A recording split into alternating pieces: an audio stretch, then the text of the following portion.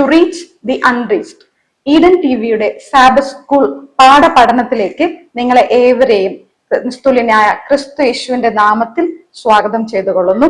ഇന്ന് നമുക്ക് 5ാമത്തെ പാഠമാണ് പഠിക്കാനായിട്ടുള്ളത്. വേദപുസ്തകം പഠിക്കുന്നത് എങ്ങനെ? കഴിഞ്ഞ ആഴ്ച നാം പഠിച്ചു വേദപുസ്തകത്തിന്റെ പങ്കിനെ കുറിച്ച്. ഇപ്പോൾ നാം പഠിക്കുന്നത് വേദപുസ്തകം പഠിക്കുന്നത് എങ്ങനെ എന്നതിനെ കുറിച്ചാണ്. മനപ്പാഠ വാക്യം നമുക്ക് തന്നിരിക്കുന്നത് യെശയ്യാവ് 55:11.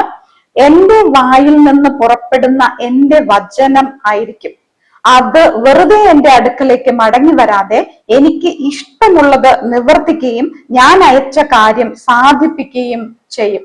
നമുക്ക് പ്രാർത്ഥിക്കാം. ഞങ്ങളധികം വത്സല്യമായി സ്നേഹിക്കുന്ന സ്വർഗീയ വാഴ്ത്തപ്പെട്ട തമ്പുരാനെ, അപ്പ ഈ സമയത്തും അങ്ങയുടെ തിരുവചനങ്ങളെ പഠിക്കുമ്പോഴും ധ്യാനിക്കുമ്പോഴും പരിശുദ്ധാത്മാവിനാൽ നിറയ്ക്കണമേ. ഏതാത്മാവിനാൽ ഇതൊക്കെയും എഴുതപ്പെട്ടുവോ അതേ ആത്മാവിനാൽ തന്നെ ഞങ്ങൾ പ്രബോധനം പ്രാപിപ്പാൻ, ജ്ഞാനം പ്രാപിപ്പാൻ അങ്ങ് ഇടയാക്കി തീർക്കണമേ. അപ്പൊ അടിയങ്ങൾക്ക് ജ്ഞാനമില്ല കർത്താവെ, അങ്ങ് തന്നെ കർത്താവെ, അങ്ങയുടെ പരിജ്ഞാനത്താൽ ഞങ്ങളെ നിറയ്ക്കണമേ.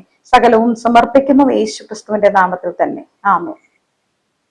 മനപ്പാഠം നാം വായിച്ചു കേട്ടതുപോലെ യെശയ്യാവ് 55:11 എന്റെ വായിൽ നിന്ന് പുറപ്പെടുന്ന എന്റെ വചനം ആയിരിക്കും, അത് വെറുതെ എന്റെ അടുക്കലേക്ക് മടങ്ങി വരാതെ എനിക്ക് ഇഷ്ടമുള്ളത് നിവർത്തിക്കുകയും ഞാൻ അയച്ച കാര്യം സാധിപ്പിക്കുകയും ചെയ്യും. ഏകദേശം 700 BC പറയപ്പെട്ട വചനമാണ് നമ്മൾ ഇപ്പോൾ വായിച്ചത്. ഇവിടെ പറയുന്നത് പോലെ ദൈവത്തിന്റെ വായിൽ നിന്ന് വരുന്നതായ ഓരോ വാക്കുകള് അല്ലെങ്കിൽ അക്ഷരങ്ങൾ അല്ലെങ്കിൽ ഒരു ശബ്ദം, അത് വെറുതെ തന്റെ അടുക്കലേക്ക് മടങ്ങി വരാതെ തനിക്ക് ഇഷ്ടമുള്ളത് നിവർത്തിക്കുകയും താൻ അയച്ച കാര്യം സാധിപ്പിക്കുകയും ചെയ്യും എന്നതാണ് ഇവിടെ നമുക്ക് വായിച്ച് കേൾക്കുവാൻ സാധിച്ചത്. സോ ഓരോ അക്ഷരത്തിനും അതിൻ്റെതായ ദൗത്യമുണ്ട് എന്നാണ് നമ്മളെ ഈ വചനം പഠിപ്പിക്കുന്നത്. അതിന് ദൗത്യമുണ്ട്, അതിന് ശക്തിയുണ്ട്. ഇത് വായിക്കുമ്പോൾ എനിക്ക് ഓർമ്മ വരുന്നത് ഒരു സംഭവമാണ്. സിംബാബ്വേയിൽ നടന്നൊരു സംഭവമാണ്. ഒരു മനുഷ്യൻ അവിടെ ഉണ്ടായിരുന്നു. അദ്ദേഹം ഭയങ്കര പുകവലിക്കാരനായിരുന്നു. ഒരു പുകവണ്ടി എന്ന് വേണമെങ്കിൽ നമുക്ക് പറയാം. സോ അദ്ദേഹം എന്ത് പേപ്പർ കഷ്ണം കയ്യിൽ കിട്ടിയാലും അദ്ദേഹം സിഗരറ്റ് ആക്കി അത് ഉപയോഗിക്കുമായിരുന്നു. അങ്ങനെ ഇരുന്നപ്പോഴാണ് അവിടെ ഒരു ബൈബിൾ സൊസൈറ്റിയിൽ നിന്ന് ആൾക്കാർ വന്നിട്ട് പുതിയ നിയമ പുസ്തകം കൊടുക്കുകയുണ്ടായി. അപ്പൊ ഇദ്ദേഹത്തിനും ആ പുസ്തകം ലഭിക്കുകയുണ്ടായി. അപ്പൊ അദ്ദേഹം ആ വ്യക്തിയോട് പറഞ്ഞു, എനിക്ക് വേണ്ട, കാരണം എന്റെ കയ്യിൽ ഏത് പേപ്പർ കിട്ടിയാലും ഞാൻ എന്ത് ചെയ്യും, ഞാൻ അത് സിഗരറ്റ് ആക്കി വലിക്കും. അപ്പൊ ആ വ്യക്തി പറഞ്ഞു, കുഴപ്പമില്ല, നീ വലിച്ചോ, നീ എന്ത് ചെയ്യണം, പക്ഷെ നീ സിഗരറ്റ് ഉണ്ടാക്കുന്നതിന് മുമ്പ് ഈ ഭാഗം അല്ലെങ്കിൽ ആ വേദഭാഗം വായിച്ചിട്ട് മാത്രമേ നീ സിഗരറ്റ് ഉണ്ടാക്കാവൂ എന്ന് ആ വ്യക്തി പറയുകയുണ്ടായി. ഒരുപാട് വർഷങ്ങൾക്ക് ശേഷം ആ ബൈബിൾ കൊടുത്തതായിട്ടുള്ള വ്യക്തി അവിടെ ഒരു വലിയൊരു കൺവെൻഷന് വേണ്ടി കടന്നു വന്നപ്പോൾ അവിടെ ഈ വ്യക്തിയെ കണ്ടുമുട്ടുവാൻ ഇടയായി. അദ്ദേഹം ആ വ്യക്തിക്ക് സംസാരിക്കാൻ അവസരം കൊടുത്തപ്പോൾ അദ്ദേഹം പറഞ്ഞതാണ്, ഞാൻ മത്തായി പുകച്ചു തീർത്തു, മർക്കോസ് പുകച്ചു തീർത്തു, ലൂക്കോസിന്റെ ഏകദേശ ഭാഗങ്ങളും ഞാൻ പുകച്ചു തീർത്തു. എങ്ങനെയാണ് ഇത് സംഭവിച്ചതെന്ന് പറഞ്ഞാല് ഇദ്ദേഹത്തിന്റെ കയ്യിലുള്ള എല്ലാ പേപ്പറും തീർന്ന ശേഷം അദ്ദേഹത്തിന്റെ വീട്ടിൽ അദ്ദേഹം കംപ്ലീറ്റ് അരിച്ചു പറക്കി നോക്കിയപ്പോ ഒരു പേപ്പർ കഷ്ണം കിട്ടാനില്ല അന്നേ ദിവസം. സോ അപ്പോഴാണ് അദ്ദേഹത്തിന് ഓർമ്മ വന്നത്, കുറച്ച് വർഷങ്ങൾക്ക് മുമ്പ് ഒരു ബൈബിൾ കയ്യിൽ കിട്ടുകയും ആ ബൈബിളിന് എന്ത് ചെയ്യണം, അദ്ദേഹം പുറപ്പുറത്തെടുത്ത് എറിയുകയും ചെയ്തു. അദ്ദേഹം പിന്നീട് അവിടെ കയറി ആ ബുക്ക് കണ്ടുപിടിച്ചു. എന്നിട്ട് എന്ത് ചെയ്യാൻ തുടങ്ങി, മത്തായിയുടെ 1ാമത്തെ പേജ്, 2ാമത്തെ പേജ്, 3ാമത്തെ പേജ്, ഇങ്ങനെ ഏകദേശം 28 ചാപ്റ്ററും അദ്ദേഹം പുക വലിച്ചു തീർത്തു. 2ാമത്തെ പുസ്തകമായ മർക്കോസ് ഓരോ താളുകളായിട്ട് അദ്ദേഹം എന്ത് ചെയ്യാണ്, അത് സിഗരറ്റ് ആക്കി വലിച്ചു. 3ാമത്തെ പുസ്തകമായ ലൂക്കോസ് എത്തിയപ്പോഴും അദ്ദേഹം അത് തന്നെ ചെയ്തു. ഏകദേശം 14 ചാപ്റ്റർ കഴിഞ്ഞപ്പോൾ അദ്ദേഹത്തിന് ഓർമ്മ വന്നു, ഈ ബൈബിൾ കൊടുത്ത വ്യക്തി എന്താണ് ഇദ്ദേഹത്തോട് ആവശ്യപ്പെട്ടതെന്ന്. അതായത് ഇത് വായിച്ച ശേഷം മാത്രം നിങ്ങൾ സിഗരറ്റ് ഉണ്ടാക്കി വലിച്ചോ എന്നാണ് പറഞ്ഞത്. സോ അദ്ദേഹം അവസാനം 15ാമത്തെ അധ്യായം, ലൂക്കോസ് 15ാമത്തെ അധ്യായം പേപ്പർ ഇങ്ങനെ താള് കയറിയെടുത്തപ്പോ അദ്ദേഹത്തിന് ഓർമ്മ വന്നത് കൊണ്ട് അദ്ദേഹം വായിക്കാനിടയായി. അവിടെ വായിച്ചത് 15:24 ലൂക്കോസ് 15:24. ഈ എന്റെ മകൻ മരിച്ചവനായിരുന്നു, വീണ്ടും ജീവിച്ചു, കാണാതെ പോയിരുന്നു, കണ്ടുമുട്ടിയിരിക്കുന്നു എന്ന് പറഞ്ഞു. സോ ഈ ഭാഗം അദ്ദേഹത്തെ വളരെയധികം ആകർഷിക്കുകയും അദ്ദേഹം തുടർന്ന് വായിക്കാൻ തുടങ്ങുകയും തുടർന്ന് ആ ലൂക്കോസിന്റെ പുസ്തകം മുഴുവനായി വായിക്കുകയും അദ്ദേഹത്തിന് വലിയൊരു മാനസാന്തരത്തിന്റെ അനുഭവം ഉണ്ടാവുകയും ചെയ്തു. ഈ ഭാഗം പറയുന്നത് പ്രോഡിഗൽ സണ്ണിനെ കുറിച്ച്, അല്ലെങ്കിൽ എന്താണ് ധൂർത്തപുത്രനെ കുറിച്ചാണ് ഇവിടെ പറഞ്ഞിരിക്കുന്നത്. സോ അത് കാരണം അദ്ദേഹം ഓരോ ദിവസവും വചനങ്ങളെ വായിക്കാൻ ധ്യാനിക്കാൻ തുടങ്ങിയപ്പോൾ അദ്ദേഹത്തിന്റെ ശീലങ്ങൾ മാറി, അദ്ദേഹത്തിന്റെ സ്വഭാവം മാറി, അദ്ദേഹം ക്രിസ്തുവിനോട് ചേർന്ന് വളരുവാൻ തുടങ്ങി. അപ്പോൾ വചനത്തിന് ശക്തി ഉണ്ടോ ഇല്ലയോ എന്നുള്ളത് നാം പരിശോധിക്കേണ്ടത് വളരെ അത്യാവശ്യമാണ്. സോ അദ്ദേഹം അതുകൊണ്ടാണ് പറഞ്ഞത്, മത്തായി ഞാൻ പുകച്ചു തീർത്തു, മർക്കോസ് ഞാൻ പുകച്ചു തീർത്തു, ലൂക്കോയുടെ പുസ്തകവും ഞാൻ ഏകദേശം പുകച്ചു തീർത്തു എന്ന് അദ്ദേഹം പറയുണ്ടായി. സോ ഇതുപോലെ അനേക ആയിരങ്ങളുടെ ജീവിതങ്ങൾ തൊടപ്പെട്ട ഒരു പുസ്തകമാണ് നമ്മുടെ കയ്യിൽ ഇരിക്കുന്ന ഈ വേദപുസ്തകം. അനേകരുടെ, നമ്മൾ കഴിഞ്ഞ ആഴ്ചയിൽ പഠിച്ചു വേദപുസ്തകത്തിന്റെ പങ്ക്. വേദപുസ്തകം എങ്ങനെയാണ് നമ്മുടെ കരങ്ങളിൽ എത്തപ്പെട്ടത്, എത്ര പേരുടെ അധ്വാനമാണ്, എത്ര പേരുടെ രക്തച്ചൊരിച്ചിലാണ്, എത്ര രക്തസാക്ഷികളാണ് ഈ ബൈബിളിന്റെ പുറകിലുള്ളത്. ഈ എഴുതപ്പെട്ടിരിക്കുന്ന ഓരോ അക്ഷരങ്ങളും രക്തം കൊണ്ട് എഴുതപ്പെട്ടതായ അക്ഷരങ്ങളാണ്. ക്രിസ്തുവിന്റെ വിലയേറിയ രക്തം കൊണ്ട് എഴുതപ്പെട്ട വേദപുസ്തകമാണ് എന്ന് നാം മറക്കാനായിട്ട് പാടില്ല. 1711 ശരിക്കും പറഞ്ഞാൽ ഇന്ത്യയിൽ ഏറ്റവും ആദ്യത്തെ ബൈബിൾ തമിഴിൽ വരുന്നത്. അതിന് പുറകിൽ പ്രവർത്തിച്ച വ്യക്തിയാണ് ബാർത്തലോമ്യോസ് സീഗൻ പാൽഗ് എന്ന് പറയുന്ന വ്യക്തി. അദ്ദേഹം തന്റെ രാജ്യം വിട്ട് ഇവിടെ വരികയും അദ്ദേഹം അത്രത്തോളം കഷ്ടപ്പാടുകൾ സഹിച്ചു. ഇപ്പോഴും അദ്ദേഹം വന്ന ആ തുറങ്ങമ്പാടി എന്ന് പറയുന്ന സ്ഥലത്ത് ഇപ്പോഴും അദ്ദേഹത്തിന്റെ എല്ലാ ഓർമ്മകളും അവിടെ ഇവരിപ്പോഴും സൂക്ഷിക്കുന്നുണ്ട്. ജർമ്മനിക്കാരനായ ലൂതറൻ മിഷണറിയായ അദ്ദേഹം ഏകദേശം 8 മാസം അദ്ദേഹത്തിന്റെ നിസ്സാന്ത പരിശ്രമത്തിനൊടുവിൽ ആ കടലിലെ മണലിൽ, അതായത് ആ തീരത്തിരുന്ന മണലിൽ തന്റെ വിരല് കൊണ്ട് തമിഴ് ലാംഗ്വേജ് എഴുതി പഠിച്ച് ഏകദേശം 8 മാസത്തിൽ അദ്ദേഹം തമിഴ് പഠിക്കുകയും അങ്ങനെ തന്നെ വേദപുസ്തകത്തെ തമിഴിലേക്ക് ട്രാൻസ്ലേറ്റ് ചെയ്യുകയും പിന്നെ അതിനെ തുടർന്ന് 1711 പുതിയ നിയമ പുസ്തകം അദ്ദേഹം പൂർത്തിയാക്കുന്നതായിട്ട് നമുക്ക് ചരിത്രത്തിൽ നിന്ന് വായിച്ചറിയാനായിട്ട് സാധിക്കുന്നു. ഏകദേശം 1807 ഏകദേശം 100 വർഷങ്ങൾക്ക് ശേഷമാണ് കേരളത്തിൽ മലയാളത്തിൽ നമുക്കൊരു ബൈബിൾ ഉണ്ടാകുന്നത്. ആ ബൈബിളിന്റെ പുറകിൽ പ്രവർത്തിച്ച ഒരുപാട് അക്രൈസ്തവരായിട്ടുള്ളവരാണ് അതിന്റെ പുറകിൽ പ്രവർത്തിച്ചതും. ആ ഭാഷയിൽ തമിഴും സിറിയാക് ബൈബിൾ നേരത്തെ ഉണ്ട്, സിറിയാനിയ ബൈബിൾ നേരത്തെ ഉണ്ടായിരുന്നു. അപ്പൊ ആ ബൈബിളും തമിഴ് ബൈബിളും കമ്പയർ ചെയ്ത് എഴുതിയതാണ് മലയാളം ബൈബിൾ. 1811 നമ്മുടെ ആദ്യത്തെ മലയാളം ബൈബിൾ പുറപ്പെടുവിക്കുന്നത്. പിന്നെ 1829 ബെയ്ലി വന്നിട്ട് ആ പ്രിന്റിംഗ് പ്രസ് തുടങ്ങുന്നതും പിന്നീട് നമുക്ക് വിവിധ വേർഷനിലൊക്കെ ബൈബിളൊക്കെ വരാൻ തുടങ്ങി 1841 ഫുൾ ബൈബിൾ നമ്മുടെ കയ്യിൽ ഇരിക്കുന്നത് പോലുള്ള ഫുൾ ബൈബിൾ, സത്യവേദ പുസ്തകം എന്ന രീതിയിൽ അത് അച്ചടിച്ച് പുറത്തേക്ക് വരുന്നത്. ഇങ്ങനെ ഒരുപാട് കഷ്ടപ്പാടുകളുടെ ഒടുവിൽ ഈ മിഷണറിമാരുടെ കഷ്ടപ്പാട്, അവരുടെയൊക്കെ അന്ത്യം എന്ന് പറഞ്ഞത് പലരും രോഗം ബാധിച്ചും പലരും ചൂട് കൊണ്ടും അങ്ങനെ പല തരത്തിലാണ് ഇവരൊക്കെ ഈ മരിച്ചതായിട്ട് നമുക്ക് ചരിത്രത്തിൽ നിന്നും വായിക്കുവാൻ സാധിക്കുന്നു. അത്രത്തോളം കഷ്ടപ്പാടിലൂടെ കടന്നുപോയ ഒരു പുസ്തകം വേറൊരു പുസ്തകം ഈ ലോകത്ത് കാണാൻ തന്നെ സാധിക്കില്ല. ഒരുപാട് പേര് ഈ പുസ്തകത്തെ നശിപ്പിക്കുവാൻ ശ്രമിച്ചുവെങ്കിലും അത് വീണ്ടും വീണ്ടും വായിക്കുവാനും വീണ്ടും വീണ്ടും അത് പ്രിന്റ് ചെയ്യുവാനും അത് തുടങ്ങി എന്നാണ് നമ്മൾ മനസ്സിലാക്കാനായിട്ടുള്ളത്. മാർട്ടിൻ ലൂതർ ഇങ്ങനെയാണ് പറയുന്നത്, കുറെ വർഷങ്ങളായി ഞാൻ വർഷം തോറും 2 തവണ വേദപുസ്തകം മുഴുവനായിട്ട് വായിക്കുമായിരുന്നു. വേദപുസ്തകം ഒരു വൃക്ഷമായിരുന്നുവെങ്കിൽ അതിലെ എല്ലാ വാക്കുകളും ചെറിയ ചെറിയ ശാഖകളായിരുന്നുവെങ്കിൽ അവിടെ എന്താണെന്നും അത് എന്താണ് വാഗ്ദാനം ചെയ്യുന്നതെന്നും അറിയുവാൻ ആകാംക്ഷയോടെ ഞാൻ ഓരോ ശിഖരങ്ങളും പരതി നോക്കുമായിരുന്നു എന്ന് മാർട്ടിൻ ലൂതർ ഇവിടെ പറയാണ്. നമുക്കറിയാം 2 പത്രോസ് 1:21 പറയുന്നു, പരിശുദ്ധാത്മ നിയോഗം പ്രാപിച്ചിട്ട് സംസാരിച്ചതാണ്. ഈ വചനം നമ്മുടെ ബൈബിളിൽ വായിക്കുന്നതായ എല്ലാ വാക്യങ്ങളും പരിശുദ്ധാത്മ നിയോഗിതമായിട്ട് എഴുതപ്പെട്ടതാണ് എന്ന് നമുക്ക് മനസ്സിലാക്കാം. അവരുടെ ആ സന്ദേശം ബൈബിളിന്റെ ഓരോ പേജുകളിലും രേഖപ്പെടുത്തിയിരിക്കുന്നു. അതിൽ ജീവനുണ്ട്, പ്രത്യാശയുണ്ട്, പ്രോത്സാഹനമുണ്ട്, ആശ്വാസമുണ്ട്. ഇതൊക്കെയും നമുക്ക് ചിലപ്പോ ഒറ്റ നോട്ടത്തിൽ അത് കാണാനായിട്ട് ചിലപ്പോ സാധിച്ചെന്ന് വരികയില്ല.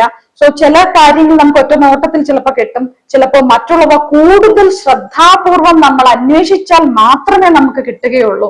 സോ ദൈവം ബൈബിളിൽ നമുക്കായി ഒരുക്കിയിരിക്കുന്ന ഈ രത്നങ്ങൾ, അമൂല്യ രത്നങ്ങൾ നമുക്ക് എങ്ങനെ വേർതിരിച്ചെടുക്കുവാൻ കഴിയും, അത് പഠിക്കുന്നതിലൂടെ നമുക്ക് എന്ത് പ്രയോജനങ്ങൾ ലഭിക്കും എന്നതിനെ കുറിച്ചാണ് നമ്മൾ ഈ ആഴ്ചയിൽ പഠിക്കുന്നത്.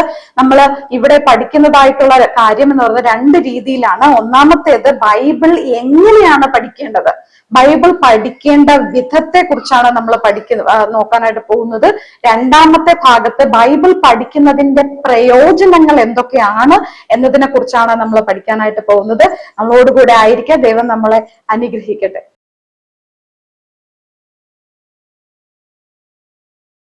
ഞായറാഴ്ചത്തെ ഭാഗത്തേക്ക് നമുക്ക് കടന്നു വരുമ്പോൾ ഇവിടെ നമുക്ക് പറഞ്ഞിരിക്കുന്നതായ ഏറ്റവും പ്രധാനപ്പെട്ട ഒരു കാര്യമാണ് സമയം.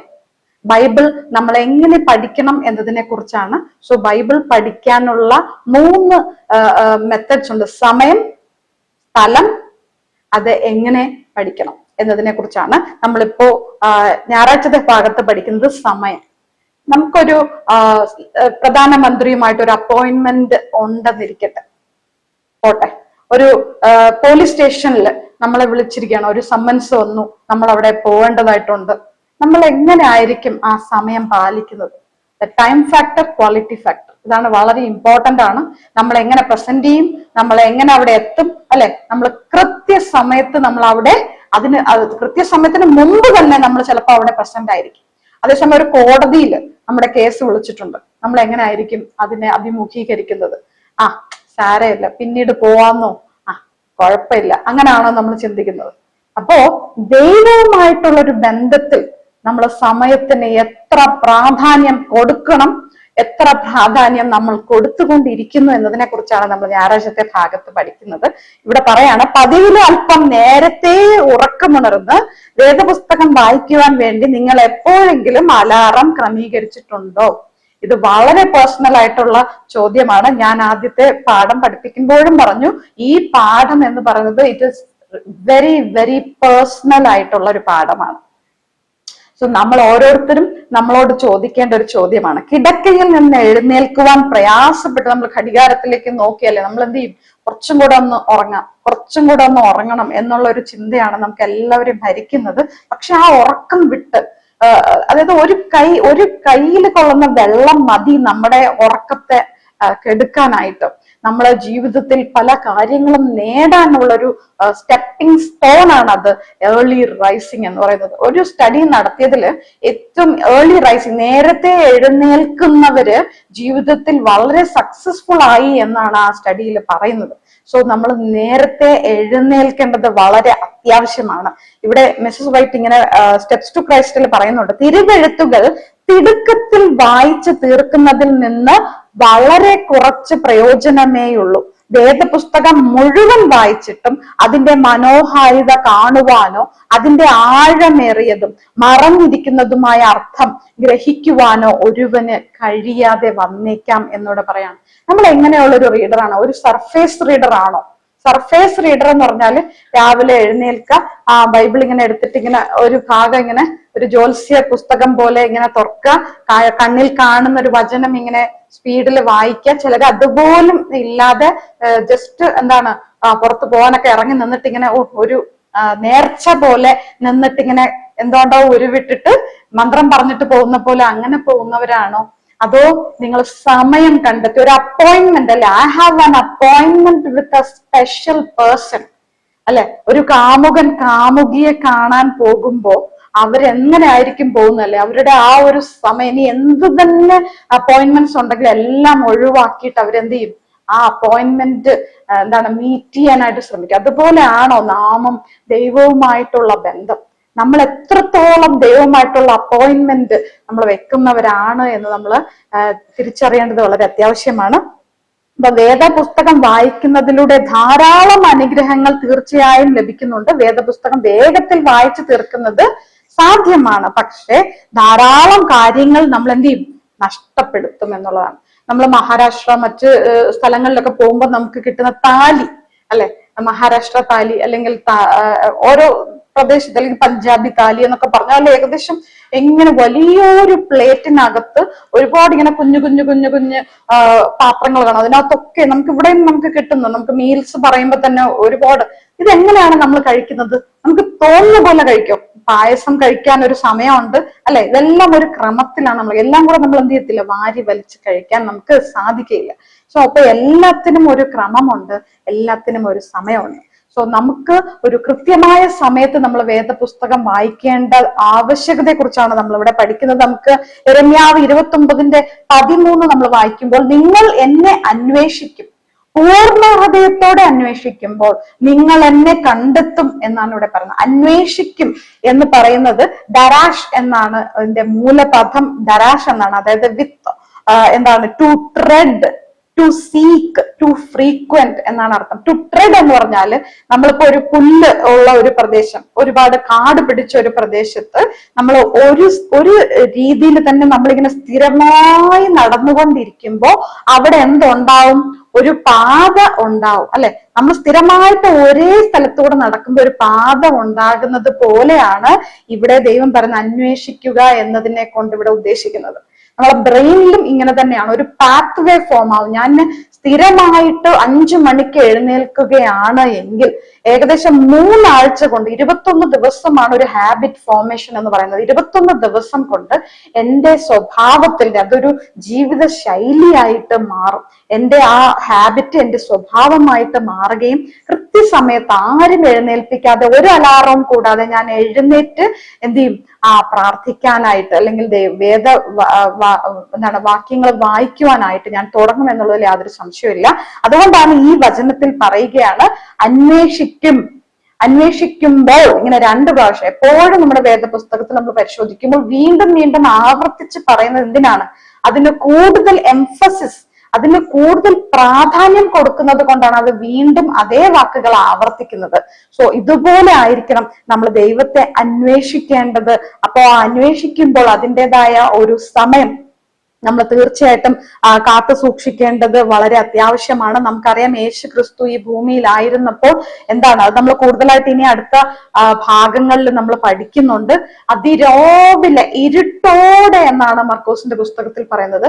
ഇരുട്ടോടെ എന്ന് പറയുമ്പോൾ എന്താണ്, അത് രാവിലത്തെ സൺഷൈൻ വരുന്നതിന് മുൻപ് തന്നെ യേശു ക്രിസ്തു എന്ത് ചെയ്യാണ്, എഴുന്നേൽക്കുകയും ആരുമില്ലാത്ത സ്ഥലത്തേക്ക് ചെന്ന് അവിടെ പിതാവുമായിട്ട് അല്ലെങ്കിൽ ആരും കണ്ണ് തുറക്കുന്നതിന് മുമ്പ് തന്നെ അദ്ദേഹം എന്ത് ചെയ്യാണ്, പിതാവുമായിട്ടുള്ള ബന്ധത്തിലായിരിക്കുന്നതായിട്ട് നമുക്ക് കാണാനായിട്ട് സാധിക്കുന്നു. ഇവിടെ വീണ്ടും നമുക്ക് യോഹന്നാൻ 15:1-8 നമ്മൾ കഴിഞ്ഞ ആഴ്ച നമ്മൾ പഠിച്ചു. എന്നിൽ വസിപ്പിൻ, മുന്തിരി വള്ളിയെ കുറിച്ചും അല്ലെ. ആ മുന്തിരി വള്ളി എങ്ങനെയാണോ ആ തായ് ചെടിയോടുകൂടെ ബന്ധപ്പെട്ടിരിക്കുന്നത് അല്ലെങ്കിൽ കൊമ്പ് ആ വള്ളിയോടുകൂടെ വസിക്കുന്നത് കൊണ്ട് മാത്രമാണ് അധികം ഫലം കായ്ക്കുന്നതെന്നും ആ സാപ്പ് അല്ലെ, ആ പരിശുദ്ധാത്മാവെന്ന ആ എന്താണ് നീര് എത്തിയാൽ മാത്രമേ ഫലം കായ്ക്കാനായിട്ട് സാധിക്കുള്ളൂ എന്നൊക്കെ നമ്മളവിടെ പഠിക്കണ്ടേ. സോ നമുക്ക് എങ്ങനെയാണ്, നമുക്ക് തോന്നുമ്പോ പ്രാർത്ഥിക്കാമോ?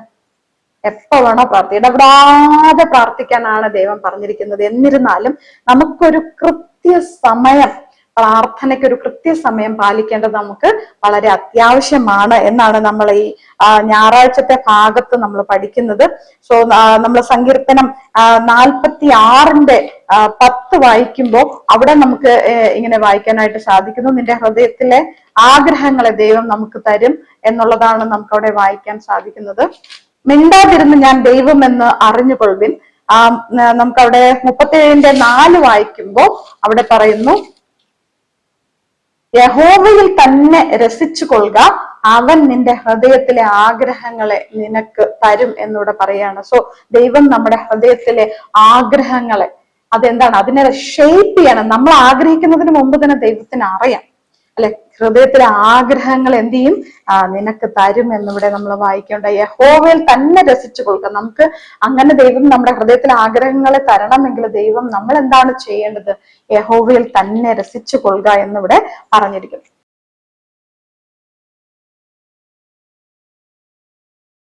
വേദപുസ്തകം പഠിക്കുന്നത് എങ്ങനെ എന്നാണ് നാം പരിശോധിച്ചുകൊണ്ടിരിക്കുന്നത്. തിങ്കളാഴ്ചത്തെ ഭാഗത്തേക്ക് വരുമ്പോൾ ഒരു സ്ഥലം, നമ്മൾ ഞായറാഴ്ചത്തെ ഭാഗത്ത് പഠിച്ചു, ഒരു കൃത്യ സമയം അല്ലെ, വേദപുസ്തകം പഠിക്കുവാനായിട്ട് ഒരു സമയം ആവശ്യമാണ് എന്ന് നമ്മൾ പഠിച്ചു. നമുക്കൊരു പ്രത്യേക സമയം ഉണ്ടോ? നമ്മൾ ദൈവവുമായിട്ടുള്ള ബന്ധത്തിൽ ഏർപ്പെടുന്ന സമയം. ഇപ്പോ നമ്മൾ പഠിക്കുന്നതായിട്ടുള്ള കാര്യം ഒരു സ്ഥലം. സോ നമുക്ക് ഒരു പ്രത്യേക സ്ഥലമുണ്ടോ? നമ്മുടെ വീട്ടിൽ എവിടെയാണ് നമുക്ക് പ്രാർത്ഥനയ്ക്ക് വേണ്ടി നമ്മൾ ഡിവോട്ട് ചെയ്ത ഏതെങ്കിലും ഒരു സ്ഥലമുണ്ടോ? ചില ഭവനങ്ങൾ അല്ലെ, നമ്മൾ ഭവനം നിർമ്മിക്കുമ്പോൾ hall, sit out, kitchen, living room, ആ റൂം ഈ റൂം എല്ലാം ചെയ്യും. പക്ഷെ ഒരു പ്രെയർ റൂം, ചില വിശ്വാസങ്ങളിൽ അവര് അല്ലെങ്കിൽ എന്താണ്, ആരാധനയ്ക്ക് വേണ്ടിയിട്ട് അല്ലെങ്കിൽ അവരുടെ ആരാധന മൂർത്തികൾ വെക്കാനായിട്ട് ഒരു പ്രത്യേക സ്ഥലം കരുതാറുണ്ട്. അതുപോലെ ഇതര മുസ്ലിം വിശ്വാസികളാണെങ്കിലും അവരും എന്താണ്, അവർക്കൊരു പ്രാർത്ഥനയ്ക്ക് ഒരു പ്രത്യേക സ്ഥലമുണ്ട്. പ്രത്യേകിച്ച് ക്രിസ്ത്യാനികളുടെ ഭവനങ്ങളിലാണ് ഇങ്ങനെ ഒരു പ്രത്യേക സ്ഥലം ചിലര് ചെയ്യുന്നുണ്ട്, ഇല്ല എന്നല്ല. പക്ഷെ ഒരു പ്രത്യേക സ്ഥലം കരുതുന്നത് വളരെ കുറവാണ്.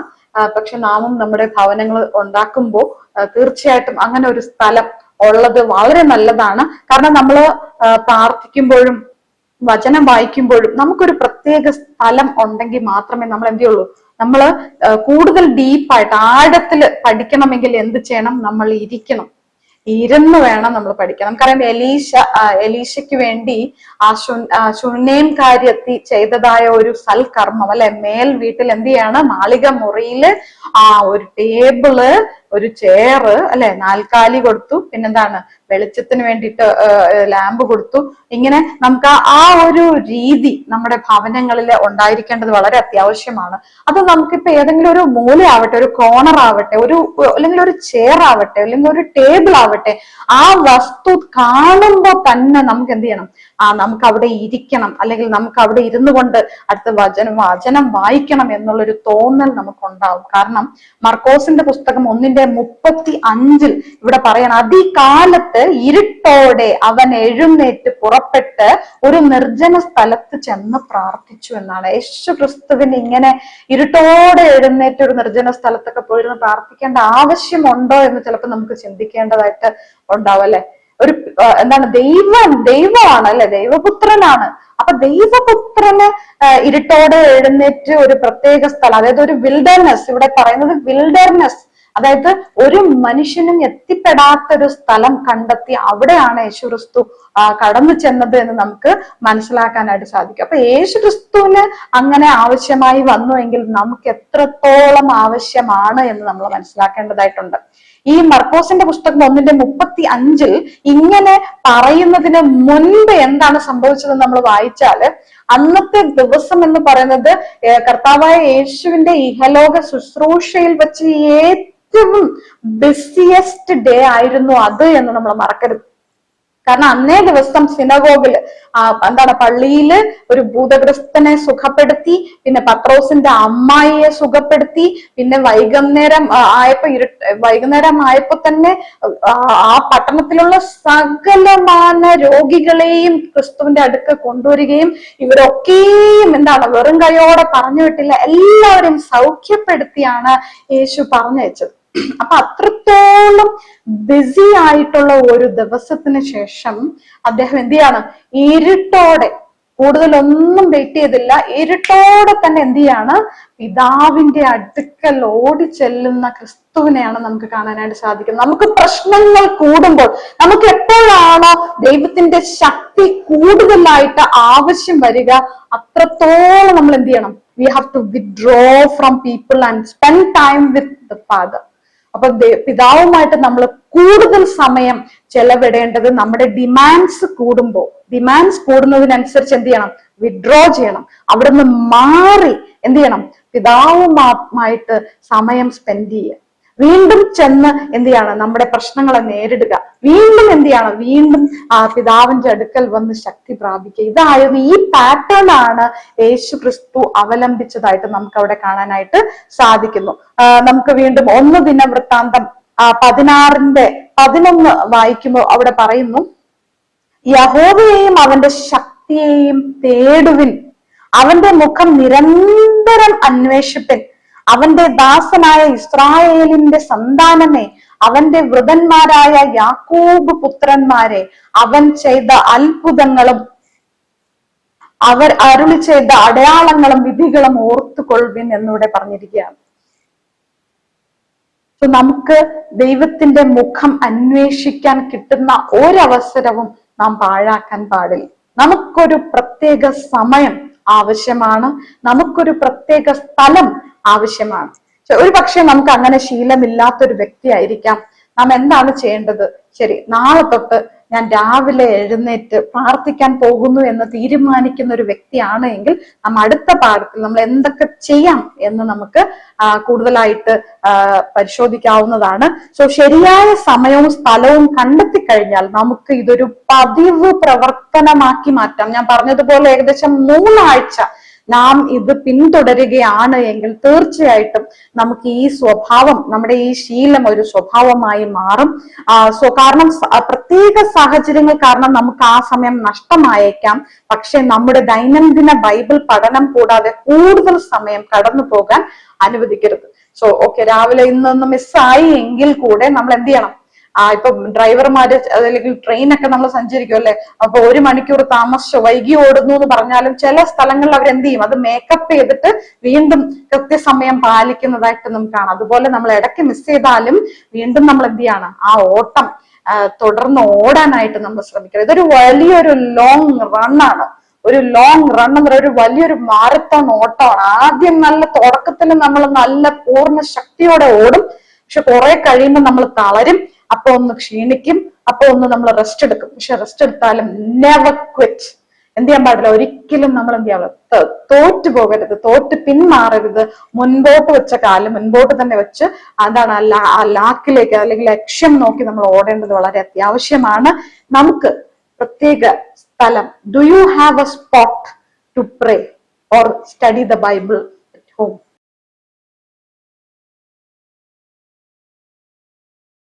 വേദപുസ്തകം എങ്ങനെ പഠിക്കണം എന്നതിനെ കുറിച്ചാണ് നമ്മൾ പഠിച്ചുകൊണ്ടിരിക്കുന്നത്. അതിന് കൃത്യമായ ഒരു സമയം, ഒരു സ്ഥലം ഉണ്ടായിരിക്കണം എന്നതിനെ കുറിച്ച് നമ്മൾ പഠിച്ചു. ഇനി എങ്ങനെ, അതായത് എന്താണ് അതിന്റെ മെത്തഡ് എന്നതിനെ കുറിച്ച് നമുക്ക് നോക്കുമ്പോൾ ആഴത്തിലുള്ള വേദപുസ്തക പഠനം എന്നാണ് നമുക്ക് ചൊവ്വാഴ്ചത്തെ ഭാഗം പഠിക്കുമ്പോൾ ആഴത്തിലുള്ള വേദപുസ്തക പഠനം എങ്ങനെ ചെയ്യാം. വേദപുസ്തകം പഠിക്കുവാൻ നമ്മളൊരു പണ്ഡിതനോ അല്ലെങ്കിൽ വലിയൊരു വിദ്വാനോ അല്ലെങ്കിൽ ജ്ഞാനിയോ ഒന്നും ആയിരിക്കണം എന്നില്ല. 1 കൊരിന്ത്യർ 2:14 ഇങ്ങനെ പറയുന്നു, എന്നാൽ പ്രാകൃത മനുഷ്യൻ ദൈവാത്മാവിന്റെ ഉപദേശം കൈക്കൊള്ളുന്നില്ല, അത് അവന് ഭോഷത്വമാകുന്നു. അപ്പൊ വേദപുസ്തകം നമ്മൾ പഠിക്കണമെങ്കിൽ, ആഴത്തിൽ പഠിക്കണമെങ്കിൽ നമുക്ക് ഒരാളിന്റെ സഹായം വളരെ അത്യാവശ്യമാണ്. ഇവിടെ പറയുന്നു, പ്രാർത്ഥന കൂടാതെ ഒരിക്കലും വേദപുസ്തകം പഠിക്കരുത്. നമ്മളൊരു വേദപുസ്തക ഭാഗം പഠിക്കാനായിട്ട് പോകുന്നു എങ്കിൽ തീർച്ചയായിട്ടും നമ്മൾ പ്രാർത്ഥിക്കുക. പരിശുദ്ധാത്മാവിന്റെ സഹായത്തോടു കൂടെ മാത്രമേ നമ്മൾ ബൈബിൾ വായിക്കാനായിട്ട് പാടുള്ളൂ എന്ന് നമുക്കിവിടെ പഠിക്കാനായിട്ട് സാധിക്കുന്നു.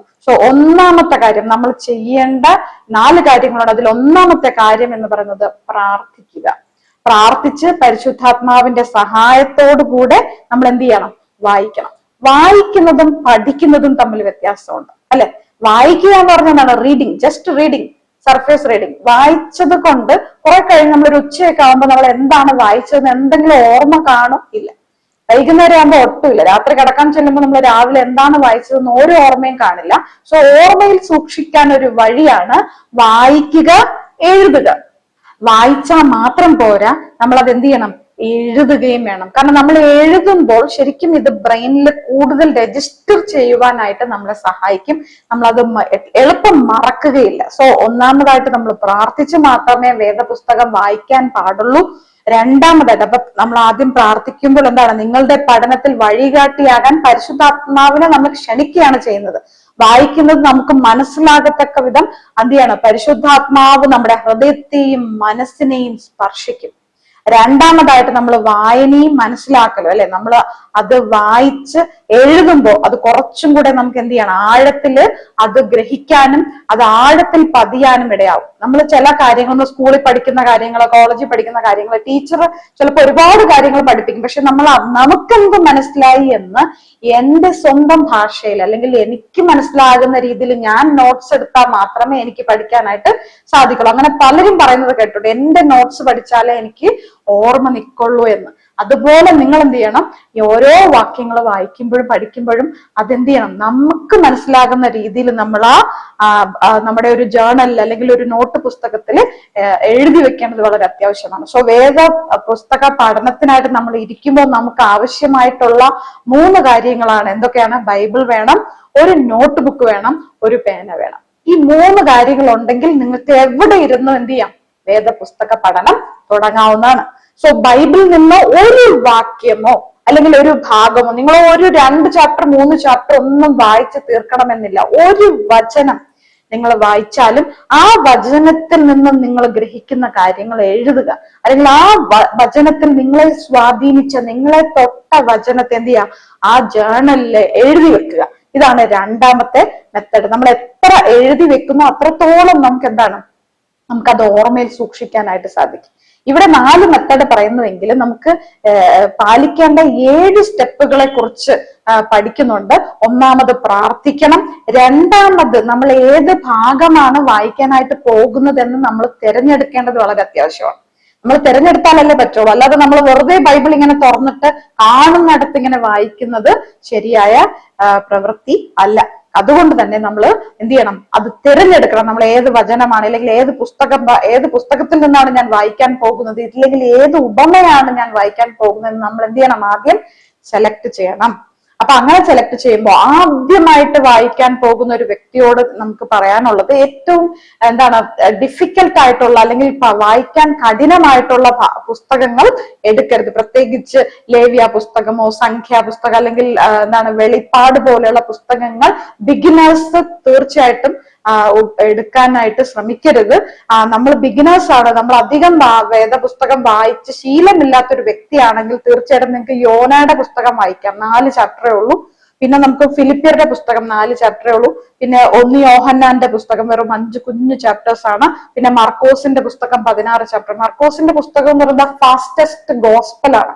ശരിക്കും ഈ 4 ഗോസ്പലും എന്താണ് കുറച്ചും കൂടെ വിശദീകരിച്ചിട്ടുള്ളതാണ്. പക്ഷെ ഈ മർക്കോസിന്റെ പുസ്തകം എന്ന് പറഞ്ഞാൽ എന്താണ്, ഒരു ഇൻസ്റ്റന്റ് ഗോസ്പൽ എന്ന് വേണമെങ്കിൽ നമുക്ക് പറയാം. വളരെ ഷോർട്ടായിട്ട് എല്ലാ കാര്യങ്ങളും വളരെ വ്യക്തമായിട്ട് പറഞ്ഞിട്ടുള്ള ഒരു പുസ്തകമാണ്. അപ്പൊ നമ്മൾ ചോയ്സ് അല്ലെങ്കിൽ നമ്മൾ എന്താണ് ഏത് വായിക്കാൻ പോകുന്നു എന്ന് നമ്മൾ തീരുമാനം എടുക്കുക. ചൂസ് ഫസ്റ്റ്, പ്രേ ദെൻ ചൂസ്.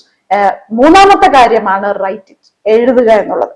ആ എഴുതുമ്പോഴും നമ്മൾ എന്ത് ചെയ്യണം, വേദപുസ്തകത്തിൽ എഴുതിയതിനു ശേഷം നമ്മൾ എന്ത് ചെയ്യുക, ആ ഭാഗം അണ്ടർലൈൻ ചെയ്യുക. ഞാൻ പലരുടെയും ബൈബിളിൽ കണ്ടിട്ടുണ്ട്, അവര് ആ ഭാഗം അണ്ടർലൈൻ ചെയ്ത് ഡേറ്റ് ഇട്ട് വെക്കുന്നത് കണ്ടിട്ടുണ്ട്. ഓരോ ദിവസവും വായിക്കുന്ന ഭാഗങ്ങൾ അവർ ഡേറ്റും ടൈമും വർഷവും ഒക്കെ എഴുതിയിരിക്കുന്നത് കണ്ടിട്ടുണ്ട്. അപ്പൊ ഇങ്ങനെ നമ്മളപ്പോ വീണ്ടും നമ്മൾ വായിക്കുമ്പോൾ നമുക്ക് അത് ഓർമ്മ വരും, നമ്മൾ ഇത്ര വർഷത്തിന് മുമ്പ് ഈ ഭാഗം വായിച്ചിരുന്നു. ചിലര് അതിന്റെ അന്തസത്ത എഴുതും, എനിക്ക് ഈ ഭാഗത്ത് ഇന്ന സംഭവം ഉണ്ടായി, ഇങ്ങനെ എഴുതും. പല തരത്തിൽ നമുക്ക് എന്ത് ചെയ്യണം, നമ്മുടെ വേദപുസ്തകം വായിക്കാവുന്നതാണ്. ചിലര് ഹൈലൈറ്റ് ചെയ്യുന്ന ശീലമുള്ളവരാണെങ്കിൽ പല നിറത്തിൽ അത് അവർ ഹൈലൈറ്റ് ചെയ്യും, ചിലർ അണ്ടർലൈൻ ചെയ്യും.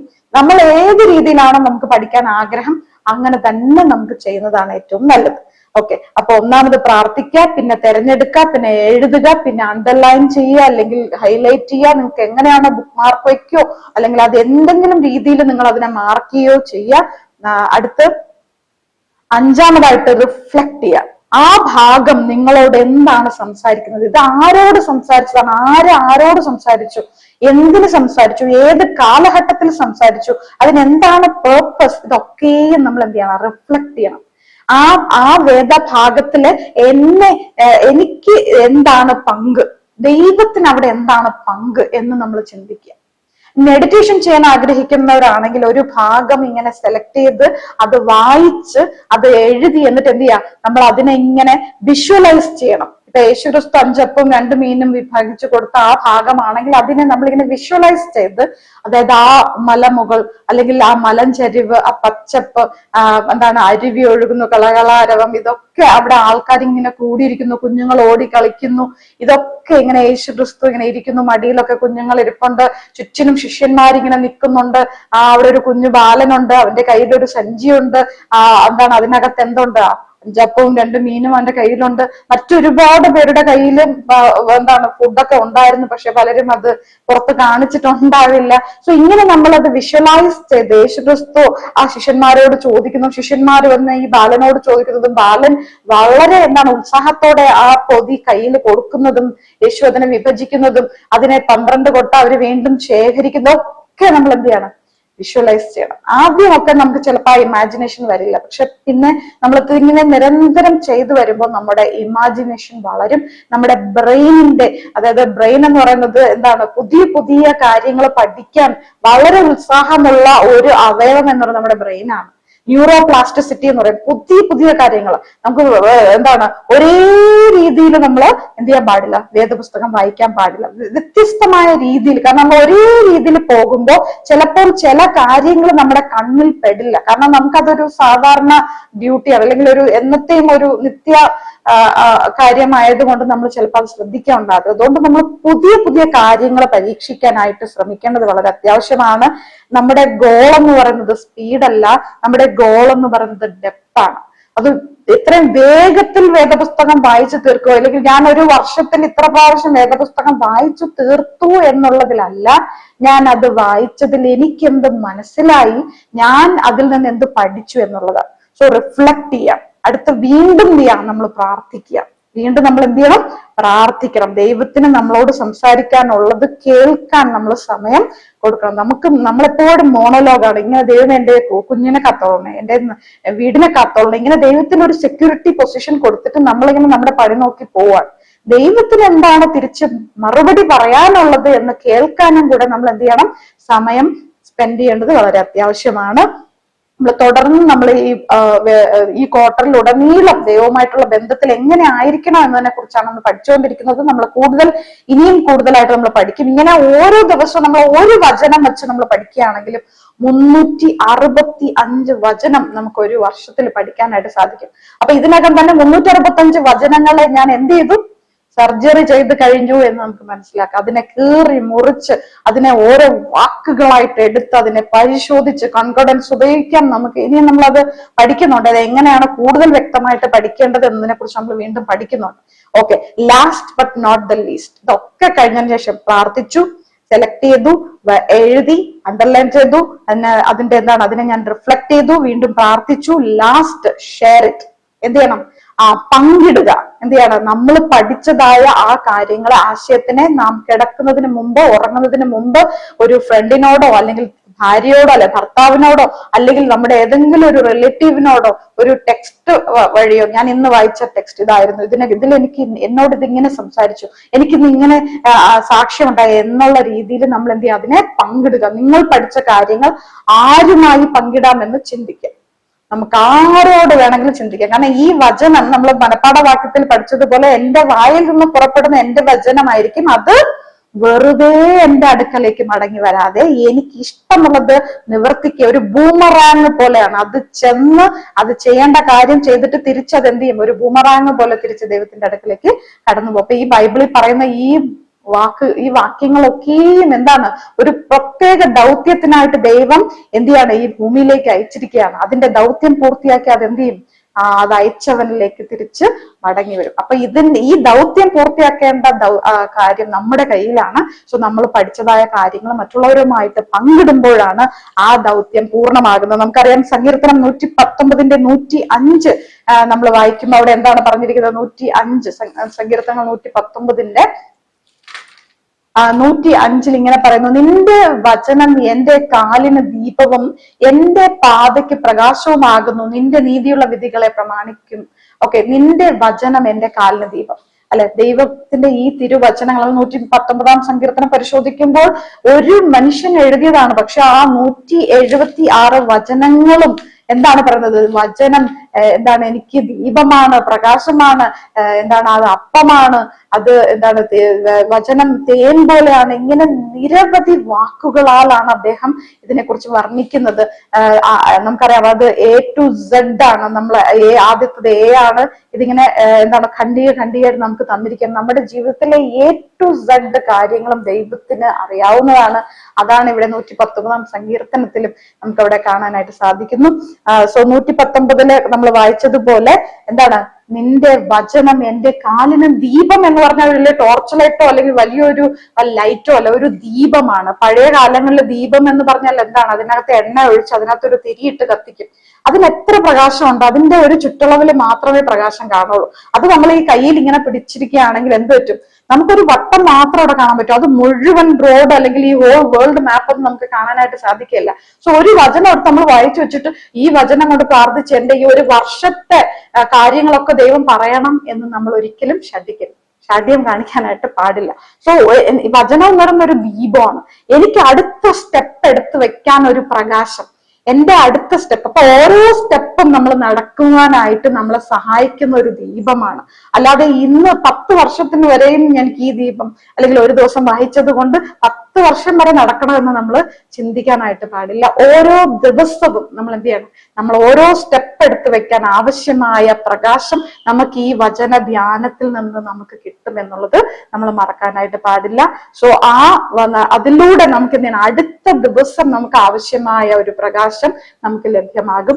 സോ ദൈവം നമ്മളെ ഓരോരുത്തരോടും കൂടെ ഇരിക്കട്ടെ. നമുക്ക് ഈ വിധത്തിൽ നമുക്ക് വേദ പുസ്തകങ്ങളെ വായിക്കുവാൻ നമുക്ക് തുടങ്ങാവുന്നതാണ്. നമുക്കൊരു വചനം വെച്ച് വായിക്കാം, അല്ലാതെ നമ്മൾ ചാപ്റ്റർ വൈസ് ആയിട്ട് വായിക്കാം, അല്ലെങ്കിൽ ഒരു തീം, ഒരു പ്രത്യേക എന്താണ് സബ്ജക്ട് എടുത്തിട്ട്, അല്ലെങ്കിൽ ഒരു സ്നേഹം, അല്ലെങ്കിൽ എന്താണ് സന്തോഷം, സമാധാനം, ഇങ്ങനെ ഒരു സബ്ജക്ട് എടുത്ത് വെച്ചിട്ട് അതിനെക്കുറിച്ച് നമുക്ക് കൂടുതലായിട്ട് പഠിക്കാൻ പറ്റും. പിന്നെ നമുക്ക് പഠിക്കാൻ പറ്റുന്നത് ചില വാക്കുകൾ എവിടെയൊക്കെ പറയുന്നുണ്ട്, കൺകോർഡൻസ് ഉപയോഗിച്ചൊക്കെ നമുക്ക് പഠിക്കാം. ഇങ്ങനെ നമുക്ക് പല രീതിയിൽ നമുക്ക് വേദപുസ്തകം വായിക്കാനായിട്ട് സാധിക്കും.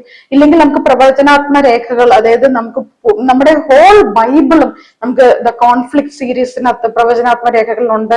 എന്താണ്, ഗോത്രപിതാക്കന്മാരും പ്രവാചകന്മാരും പിന്നെ പ്രോഫറ്റ്സ് ആൻഡ് കിങ്സ്, പിന്നെ നമുക്ക് ഡിസയർ ഓഫ് ഏജസ്. ഇങ്ങനെ ഈ പുസ്തകങ്ങൾ നമ്മൾ ഈ ബൈബിൾ വായിക്കുന്നതിനോടൊപ്പം ആ പുസ്തകങ്ങളും കൂടെ നമ്മൾ പരിശോധിക്കുകയാണെങ്കിൽ കൂടുതലായിട്ട് ആഴത്തിൽ പഠിക്കുവാനായിട്ട് നമുക്ക് സാധിക്കും. ഇങ്ങനെ നിരവധിയായ മാതൃകകൾ അല്ലെങ്കിൽ മെത്തഡുകൾ ഉണ്ട്.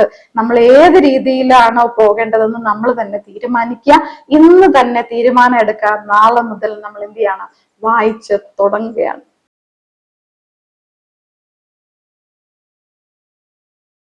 ബുധനാഴ്ച ഭാഗത്തേക്ക് കടന്നു വരുമ്പോൾ ഇരട്ട അനുഗ്രഹം, ഡബിൾ ബ്ലെസ്സിങ്, അതിനെക്കുറിച്ചാണ് നമ്മൾ പഠിക്കുന്നത്. നമ്മുടെ വേദപുസ്തകങ്ങൾ പഠിക്കുവാൻ നമുക്ക് നിരവധി മാർഗങ്ങളുണ്ട് എന്ന് നമ്മൾ കണ്ടു കഴിഞ്ഞു. സോ ഇത് രണ്ടാമത്തെ ഘട്ടത്തിലേക്കാണ് നമ്മൾ കടന്നിരിക്കുന്നത്. വേദപുസ്തകം വായിക്കുന്നത് കൊണ്ട് നമുക്ക് എന്ത് പ്രയോജനങ്ങളാണ് ഉള്ളത് എന്നതാണ് നമ്മൾ ഇരട്ട അനുഗ്രഹം എന്നതിനെ കുറിച്ച് നമ്മൾ പഠിക്കുന്നത്. നമ്മൾ നേരത്തെ കണ്ടു കഴിഞ്ഞു എങ്ങനെയൊക്കെ നമുക്ക് ബൈബിൾ വായിക്കാം, വാക്യവും തമ്മിൽ താരതമ്യം ചെയ്യാം. കാരണം എല്ലാം എന്താണ്, ഇണയില്ലാത്ത ഒരു വാക്യങ്ങളും ബൈബിളിനകത്തില്ല. സോ നമുക്ക് എന്താണ്, വാക്യവും തമ്മിൽ താരതമ്യം ചെയ്ത് പഠിക്കാവുന്നതാണ്. അധ്യായങ്ങൾ അല്ലെങ്കിൽ മുഴുവൻ പുസ്തകങ്ങൾ ബുക്ക് വൈസ് ആയിട്ട് പഠിക്കാം. ഓരോ പുസ്തകങ്ങളായിട്ട് തിരഞ്ഞെടുത്ത് ആ പുസ്തകം വായിച്ച് പഠിച്ച് അനലൈസ് ചെയ്യാവുന്നതാണ്. അല്ലെങ്കിൽ ഓരോ അധ്യായങ്ങളും വെച്ച് വായിച്ചിട്ട് അങ്ങനെ നമുക്ക് പഠിക്കാവുന്നതാണ്. പിന്നെ നമ്മൾ കോൺകോർഡൻസ് അതിന്റെ സഹായത്തോടെ, അല്ലെങ്കിൽ ഇതുപോലെ എന്താണ് ബൈബിൾ സഹായികളുടെ പ്രയോജനം നമുക്ക് എടുക്കാവുന്നതാണ്. ബൈബിൾ വ്യാഖ്യാനങ്ങൾ, അതിൽ നിഘണ്ടുക്കള് അല്ലെങ്കിൽ ഇതുപോലെയുള്ള വ്യാഖ്യാനങ്ങൾ ഉള്ള പുസ്തകങ്ങൾ, കമന്ററികൾ വെച്ചിട്ട് നമുക്ക് പഠിക്കാം. അതുപോലെ തന്നെ മിസസ് വൈറ്റിന്റെ പുസ്തകങ്ങൾ വെച്ചിട്ട് നമുക്ക് പഠിക്കാവുന്നതാണ് എന്ന് നമ്മൾ കണ്ടു കഴിഞ്ഞു. സോ ഇങ്ങനെ വിവിധ രീതിയിൽ നമുക്ക് തിരുവചനം പഠിക്കാനായിട്ട് സാധിക്കും. സോ ഇതിന്റെ ഒക്കെ ഉദ്ദേശം എന്ന് പറയുന്നത് എന്തിനാണ്? എനിക്ക് വേണ്ടി മാത്രമല്ല, എന്നിലൂടെ ഞാൻ മറ്റൊരു വ്യക്തിക്ക് ഇത് പകർന്നു കൊടുക്കുക എന്നുള്ളതാണ്. കാരണം അനേക വ്യക്തികളും അവരുടെ ജീവിതകാലത്തില് അവര് വായിച്ചറിയുന്ന ഒരേ ഒരു വേദപുസ്തകം എന്ന് പറയുന്നത് ഞാനാണ്, അല്ലെങ്കിൽ നിങ്ങളാണ്. ചിലപ്പോൾ അവരുടെ ജീവിതത്തിൽ യേശുവിനെ കുറിച്ച് അറിയാനോ വായിക്കുവാനോ ഒരു സാധ്യതയും ഉണ്ടായി കാണില്ല. പക്ഷെ എന്നെയോ നിങ്ങളെയോ ആയിരിക്കാം അവരുടെ ജീവിതത്തിൽ അവരെ വായിക്കാൻ പോകുന്നതായിട്ടുള്ള ഒരേ ഒരു വേദപുസ്തകം. പക്ഷെ നമ്മളെ മറ്റുള്ളവർ എന്ത് വായിച്ചറിയുന്നു എന്ന് നമ്മൾ തിരിച്ചറിയേണ്ടത് വളരെ അത്യാവശ്യമാണ്. പൗലോസ് പറഞ്ഞു നമ്മളൊക്കെ കത്തുകളാണെന്ന് പറയുന്നു, അല്ലെ, ലേഖനങ്ങളാണ്. നമ്മളിൽ നിന്നും മറ്റുള്ളവർ എന്താണ് വായിച്ചറിയുന്നത്? അവര് ക്രിസ്തുവിനെ ആണോ വായിച്ചറിയുന്നത്, അതോ നമ്മുടേതായ സ്വഭാവ ദൂഷ്യങ്ങളെ ആണോ അവർ വായിച്ചറിയുന്നത് നമ്മൾ പഠിക്കേണ്ടതായിട്ടുണ്ട്. നമ്മളത് സ്വയം പരിശോധിക്കേണ്ടതാണ്. നമ്മൾ ഞായറാഴ്ച തൊട്ട് നമ്മൾ നോക്കുമ്പോൾ ഞായറാഴ്ച നമ്മൾ പഠിച്ചതായിട്ടുള്ള കാര്യം ഡറാഷ് അല്ലെ, അല്ലെങ്കിൽ ട്രെഡ് അ പാത്ത്, ഒരു പ്രത്യേക സമയം അല്ലെ, ഒരു നിശ്ചിത സമയം. ഞാൻ പറഞ്ഞതുപോലെ പാതയില്ലാത്തൊരു സ്ഥലത്ത് ഇങ്ങനെ തുടർന്ന് നമ്മൾ നടന്ന് പോകുമ്പോൾ അവിടെ ഒരു വഴി ഉണ്ടാകുന്നത് പോലെ എന്താണ്, ഒരു സമയം നമ്മൾ വേദ പഠനത്തിനായിട്ട് നമ്മൾ സ്പെൻഡ് ചെയ്യണം. ഒരു സ്ഥലം, തിങ്കളാഴ്ചത്തെ ഭാഗത്ത് ഒരു സ്ഥലത്തെ കുറിച്ച് നമ്മൾ പഠിച്ചു. ചൊവ്വാഴ്ചത്തെ ഭാഗത്ത് ആഴത്തിൽ വേദപുസ്തകം പഠിക്കുന്നതിന്റെ ആവശ്യകതയെ കുറിച്ച് പഠിച്ചു. അപ്പൊ ഒരു ഫിക്സഡ് ടൈം, ഒരു real place and A simple method. എന്താണ് സിമ്പിൾ മെത്തഡ്? 7 മെത്തഡ്സിനെ കുറിച്ച് നമ്മൾ പഠിച്ചു. പ്രാർത്ഥിക്കണം, പിന്നെന്താണ് സെലക്ട് ചെയ്യണം, പിന്നെ എന്താണ് അതിനെ അണ്ടർലൈൻ ചെയ്യണം, അത് വായിച്ച് പഠിച്ച് വീണ്ടും പ്രാർത്ഥിക്കണം, പിന്നെ എന്ത് ചെയ്യണം, അത് ഷെയർ ചെയ്യണം എന്നുള്ള കാര്യം. നമ്മൾ അതിനെ റിഫ്ലക്ട് ചെയ്യണം, പ്രാർത്ഥിക്കണം, ഷെയർ ചെയ്യണം എന്നൊക്കെ നമ്മൾ പഠിച്ചു. സോ നമ്മൾ അടുത്ത ഈ ഭാഗത്തിലേക്ക് കടന്നു വരുമ്പോൾ എന്താണ് ഇരട്ടി അനുഗ്രഹം ആയിട്ട് ഇതെങ്ങനെയാണ് മാറുന്നത് എന്ന് നമുക്ക് പരിശോധിക്കുമ്പോൾ യെശയ്യാവ് 50:4 ഇങ്ങനെ പറയുന്നു, തളർന്നിരിക്കുന്നവനെ വാക്കുകൊണ്ട് താങ്ങുവാൻ അറിയേണ്ടതിന് യഹോവയായ കർത്താവ് എനിക്ക് ശിഷ്യന്മാരുടെ നാവ് തന്നിരിക്കുന്നു. എന്താണ് ഈ ശിഷ്യന്മാരുടെ നാവ്? The one who have been taught, അതായത് ദൈവത്തിന്റെ സന്നിധിയിൽ ഇരുന്ന് പഠിച്ച വ്യക്തി. അതൊരു പണ്ഡിതനോ അല്ലെങ്കിൽ ഒരു സ്കോളറോ ഒന്നും അല്ല, അതാരുമായിക്കോട്ടെ, പക്ഷെ ദൈവത്തിന്റെ എന്താണ് ആ പ്രസൻസില് ഇരുന്ന്, അതാണ് ഇരിക്കുന്നതിന്റെ ഒരു പ്രസക്തത എന്ന് പറയുന്നത്.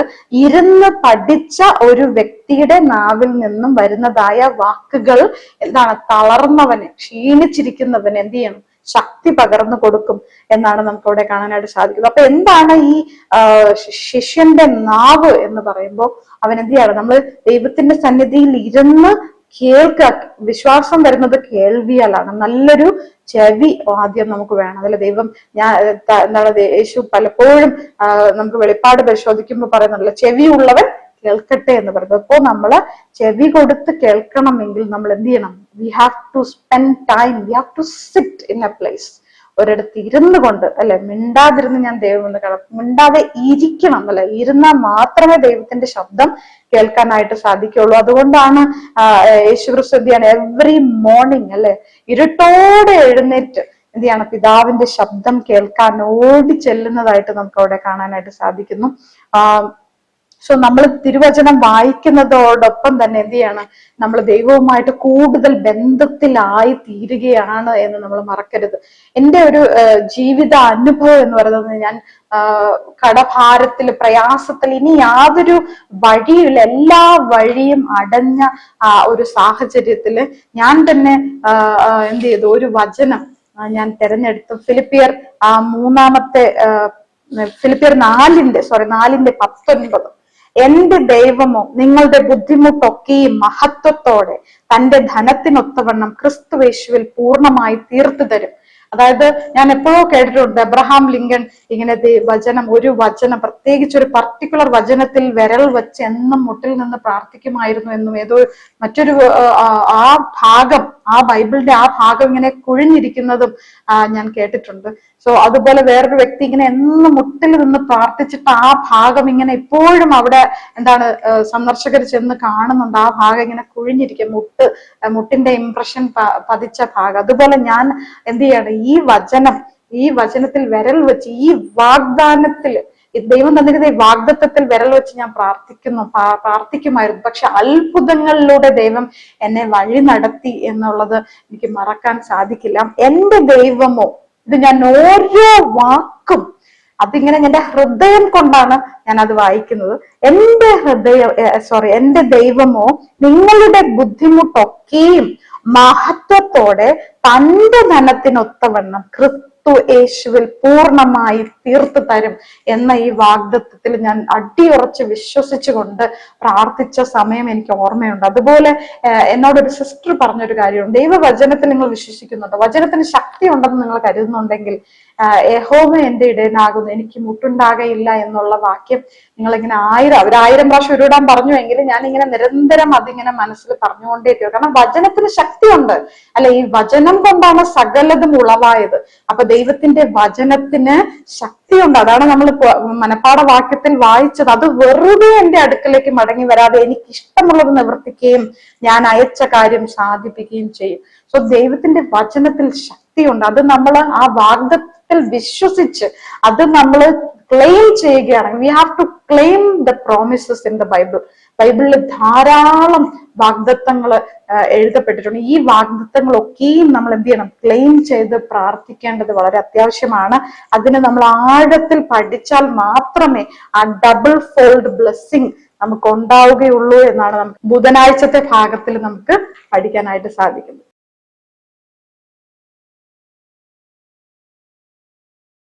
വ്യാഴാഴ്ചത്തെ ഭാഗത്തേക്ക് കടന്നു വരുമ്പോൾ ഇത് വളരെ മധുരമാണ്. ഇവിടെ തിരുവചനങ്ങളെ തേനിനോട് ഉപമിച്ചിരിക്കുക എന്നായിട്ട് നമുക്ക് കാണാനായിട്ട് സാധിക്കുന്നുണ്ട്. നമ്മൾ തേൻ എങ്ങനെയായിരിക്കും കഴിക്കുന്നത്? നമ്മളെല്ലാം ഇങ്ങനെ ധൃതിയിൽ കഴിക്കുന്ന ഫാസ്റ്റ് ഫുഡ് പോലെ കഴിക്കുന്ന ഒരു വസ്തു അല്ല തേൻ, അല്ലെ? തേൻ കഴിക്കുന്നത് ആരെങ്കിലും ഇങ്ങനെ വായിക്കാത്ത ഇങ്ങനെ കുറെ ഇങ്ങനെ ഒഴിക്കുന്നത് നമ്മളാരെങ്കിലും കണ്ടിട്ടുണ്ടോ? പക്ഷെ തേൻ കഴിക്കുന്നത് എന്ന് പറഞ്ഞാൽ നമ്മൾ എന്ത് ചെയ്യും? അതിങ്ങനെ അല്പാൽപമായിട്ട് നമ്മൾ ഇങ്ങനെ രുചിച്ച്, അല്ലെ, അത് തൊണ്ട വരയ്ക്ക് അത് ഇറങ്ങി നമുക്കത് ആ മധുരം നമ്മൾ ആസ്വദിച്ചാണ് കഴിക്കുന്നത്, അല്ലെ? വളരെ റിലാക്സ് ആയിട്ട് ഇരുന്ന് റിലാക്സ് ആയിട്ടാണ് നമ്മൾ കഴിക്കുന്നത്. അതുകൊണ്ടാണ് നേരത്തെ പറഞ്ഞത് താലിയെ കുറിച്ച്, അല്ലെ? വലിയൊരു താലി നമ്മുടെ മുമ്പിൽ കൈ കിട്ടിയ നമ്മൾ എങ്ങനെ വലിച്ചു വാരി കഴിക്കില്ല, അല്ലെ? നമ്മൾ അതിന്റെ ഓരോന്നിന്റെയും രുചി അറിഞ്ഞ് അവസാനം എന്ത് ചെയ്യും? അവസാനം കഴിക്കേണ്ടത് അവസാനത്തേക്ക് നമ്മൾ സൂക്ഷിച്ചു വെക്കും, അല്ലെ? അവസാനം പായസം, അല്ലെങ്കിൽ ആദ്യമേ പായസം കുടിച്ചു, അല്ലെങ്കിൽ ആദ്യമേ അവസാനം കഴിക്കേണ്ടത് ആദ്യം കഴിക്കേണ്ടത് അവസാനം. അങ്ങനെ അതിനൊരു രീതിയുണ്ട്, അല്ലെ? അതിങ്ങനെ രുചിച്ചറിഞ്ഞ് നമ്മൾ കഴിക്കും. പക്ഷെ ഇപ്പോൾ നമ്മുടെ കുഞ്ഞുങ്ങളുടെ ടേസ്റ്റ് ബഡ്സ് ഒക്കെ നമ്മൾ പരിശോധിച്ചാൽ ഏറ്റവും കൂടുതൽ ഫാസ്റ്റ് ഫുഡും ജങ്ക് ഫുഡും ഒക്കെ കഴിച്ചിട്ട് അവരുടെ ശരിക്കും പറഞ്ഞാൽ അവരുടെ ടേസ്റ്റ് ബഡ് തന്നെ മാറിയിരിക്കുന്ന ഒരു അവസ്ഥയിലാണ്. അവർക്ക് ഇങ്ങനെ ചെറിയ ചെറിയ രീതിയിലുള്ള രുചികളൊന്നും അവർക്ക് തിരിച്ചറിയാനായിട്ട് സാധിക്കും. അവർക്ക് ഏറ്റവും കൂടുതൽ തിരിച്ചറിയുന്ന ഒരു രുചി എന്ന് പറഞ്ഞാൽ ഉപ്പ് അല്ലെങ്കിൽ മധുരം. ഈ ഉപ്പും മധുരം എരിവ് എന്നുള്ളതല്ലാതെ അവർക്ക് വലിയ രീതിയിലുള്ള ചെറിയ രീതിയിലുള്ള വ്യത്യസ്തമായ രുചികൾ തിരിച്ചറിയാനായിട്ട് സാധിക്കില്ല. എന്തുകൊണ്ട് എന്ന് ചോദിച്ചാൽ ദേ ആർ നോട്ട് ട്രെയിൻഡ്. അങ്ങനെയുള്ള രുചികൾ അവരെന്ത് ചെയ്യണം? പരിശീലിച്ചിട്ടില്ല എന്നുള്ളതാണ് നമുക്ക് മനസ്സിലാക്കാനായിട്ട് സാധിക്കുന്നത്. സോ തിരുവചനങ്ങൾ എന്ന് പറയുന്നത് ഒരു തേന് പോലെയാണ്. തേനിനേക്കാളും മധുരമേറിയതാണ് ദൈവത്തിന്റെ തിരുവചനങ്ങൾ എന്നാണ് നമ്മൾ ഈ ഭാഗത്ത് പഠിപ്പിക്കുന്നത്. ചില ആൾക്കാരല്ലേ, നമ്മൾ പെട്ടെന്നൊരു സർഫേസ് റീഡർ എന്ന് പറയുന്ന പോലെ നമ്മൾ പെട്ടെന്നൊരു വാക്യം വായിക്കും, പെട്ടെന്നൊരു ധൃതിയിൽ പ്രാർത്ഥിക്കും, അങ്ങ് കടന്നു പോകും. പക്ഷെ ആ വായിച്ചത് കൊണ്ട് അവർക്ക് അതിന് എന്തെങ്കിലും മനസ്സിലായിട്ടുണ്ടോ? അവർക്കത് വെറും ചത്തതാണ്. ആ വചനം ചത്താണ്. വചനം ഒരിക്കലും ചത്തതല്ല. അതെന്താണ്? ജീവനുള്ളതാണ്. സോ അതിന് ജീവൻ കൊടുക്കുന്നത് എങ്ങനെയാണ്? നമ്മൾ അതിന് സമയം കൊടുത്ത് നമ്മൾ ഓരോ വാക്യങ്ങളും അതിനെ കീറി മുറിച്ച് നമ്മൾ പഠിച്ച് സർജറി ചെയ്യുമ്പോഴാണ് നമുക്ക് ആ വാക്യത്തെ കുറിച്ച് നമുക്ക് കൂടുതലായിട്ട് മനസ്സിലാക്കാൻ സാധിക്കുന്നത്. നമുക്കറിയാം യെരമ്യാ പ്രവാചകൻ 15:16 ഇങ്ങനെ പറയുന്നു. യെരമ്യാ പ്രവാചകൻ എന്ന് പറഞ്ഞാൽ ഏറ്റവും വെറുക്കപ്പെട്ട അല്ലെങ്കിൽ ഏറ്റവും നെഗ്ലക്റ്റഡ് റിജക്റ്റഡ് വീപ്പിംഗ് പ്രോഫറ്റ്, കരയുന്ന ഒരു പ്രവാചകനാണ് യെരമ്യാവ്. യെരമ്യാവ് 15:16 പറയുന്നതാണ്, ആ വചനത്തെ ഞാൻ ഭക്ഷിച്ചിരിക്കുന്നു എന്നാണ് പറയുന്നത്. വ്യത്യസ്ത കാലഘട്ടത്തിൽ ജീവിച്ചതായ യിരെമ്യാവ്, യെഹെസ്കേൽ ഒക്കെയും ഒരുപോലെ പറഞ്ഞിരിക്കുകയാണ് തിരുവചനങ്ങളെ എങ്ങനെയാണ് അവര് ഭക്ഷിച്ചിരിക്കുന്നു എന്നാണ് പറയുന്നത്. 16 പറയുന്നത്, ഞാൻ നിന്റെ വചനങ്ങളെ കണ്ടെത്തി ഭക്ഷിച്ചിരിക്കുന്നു, നിന്റെ വചനങ്ങൾ എനിക്ക് സന്തോഷവും എന്റെ ഹൃദയത്തിന് ആനന്ദവുമായി. സൈന്യങ്ങളുടെ ദൈവമായ യഹോവേ, നിന്റെ നാമം എനിക്ക് വിളിക്കപ്പെട്ടിരിക്കുന്നുവല്ലോ. അപ്പൊ ഇവിടെ പറയാണ്, നിന്റെ വചനങ്ങളെ കണ്ടെത്തി ഭക്ഷിച്ചിരിക്കുകയാണ്, അന്വേഷിച്ച് കണ്ടെത്തി ഭക്ഷിച്ചിരിക്കുകയാണ് എന്നാണ് പറയുന്നത്. യെഹെസ്കേലിന്റെ പുസ്തകം 3 നമ്മൾ പരിശോധിക്കുമ്പോൾ അവിടെയും എന്താണ് പറയുന്നത്? അവൻ എന്നോട്, മനുഷ്യപുത്ര, നീ കാണുന്നത് തിന്നുക, ഈ ചുരുൾ തിന്നിട്ട് ചെന്ന് ഇസ്രായേൽ ഗൃഹത്തോട് സംസാരിച്ച് ചൊല്ലുക എന്നാണ് അവിടെ പറയുന്നത്. നമുക്ക് പുതിയ നിയമ പുസ്തകത്തിലേക്ക് കടന്നു വരുമ്പോൾ വെളിപ്പാടിന്റെ പുസ്തകത്തിലും നമുക്ക് 10:10 ഇവിടെയും എന്താണ് പറഞ്ഞിരിക്കുന്നത്? 10:10 നമ്മൾ വായിക്കുമ്പോൾ, ഞാൻ ദൂതന്റെ കയ്യിൽ നിന്ന് ചെറു പുസ്തകം വാങ്ങി തിന്നു. അപ്പോ വർഷങ്ങൾക്ക് മുൻപ് യെരമ്യാവും യെഹെസ്കേലും പറഞ്ഞതുപോലെ തന്നെ ഇവിടെ യോഹന്നാനും പറയുകയാണ്, എന്താണ്? ചെറു പുസ്തകം വാങ്ങി തിന്നു എന്ന്. അപ്പൊ വചനം എങ്ങനെയാണ്? നമ്മൾ ഭക്ഷിക്കേണ്ടത് ആവശ്യമാണ് അല്ലെ. നമുക്ക് ഭക്ഷിക്കുക എന്ന് പറഞ്ഞാൽ ഇപ്പോഴുള്ള ആൾക്കാരോട് പറഞ്ഞാൽ ചിലപ്പോൾ അത് മനസ്സിലാവില്ല അല്ലെ. നമ്മളെല്ലാം ഭയങ്കര ധൃതിയിലാണ് ഭക്ഷണം കഴിക്കുന്നത്. ഞാൻ എന്നും രോഗികളോട് പറയുന്ന ഒരേ ഒരു കാര്യം, ചവച്ചരച്ച് സാവധാനം ആഹാരം കഴിക്കണം. നമ്മള് കണ്ണുകൊണ്ടാണ് ശരിക്കും ഭക്ഷണം കഴിക്കുന്നത്. കണ്ണുകൊണ്ട് അതിന്റെ നിറം, അതിന്റെ ആ ഒരു മനോഹാരിത ദർശിച്ച് മൂക്കുകൊണ്ട് മണത്ത്, പിന്നെന്താണ് അത് ബ്രെയിനിന് സിഗ്നൽ വരും. സിഗ്നൽ വരുമ്പോ തന്നെ വായിൽ എന്താണ് ഉമിനീരൊക്കെ ഉണ്ടാവും. അതിനോടൊപ്പം വയറിനകത്ത് എന്താവും ദഹനരസങ്ങളൊക്കെ ഉണ്ടാവും. ഇങ്ങനെ ഒരു ഭക്ഷണം കഴിക്കുക എന്നുള്ളത് ഒരു വലിയ പ്രക്രിയയാണ്. നിരവധി അവയവങ്ങൾ അതിലെന്താണ് ഭാഗവാക്കുകളായി തീരുന്നുണ്ട്.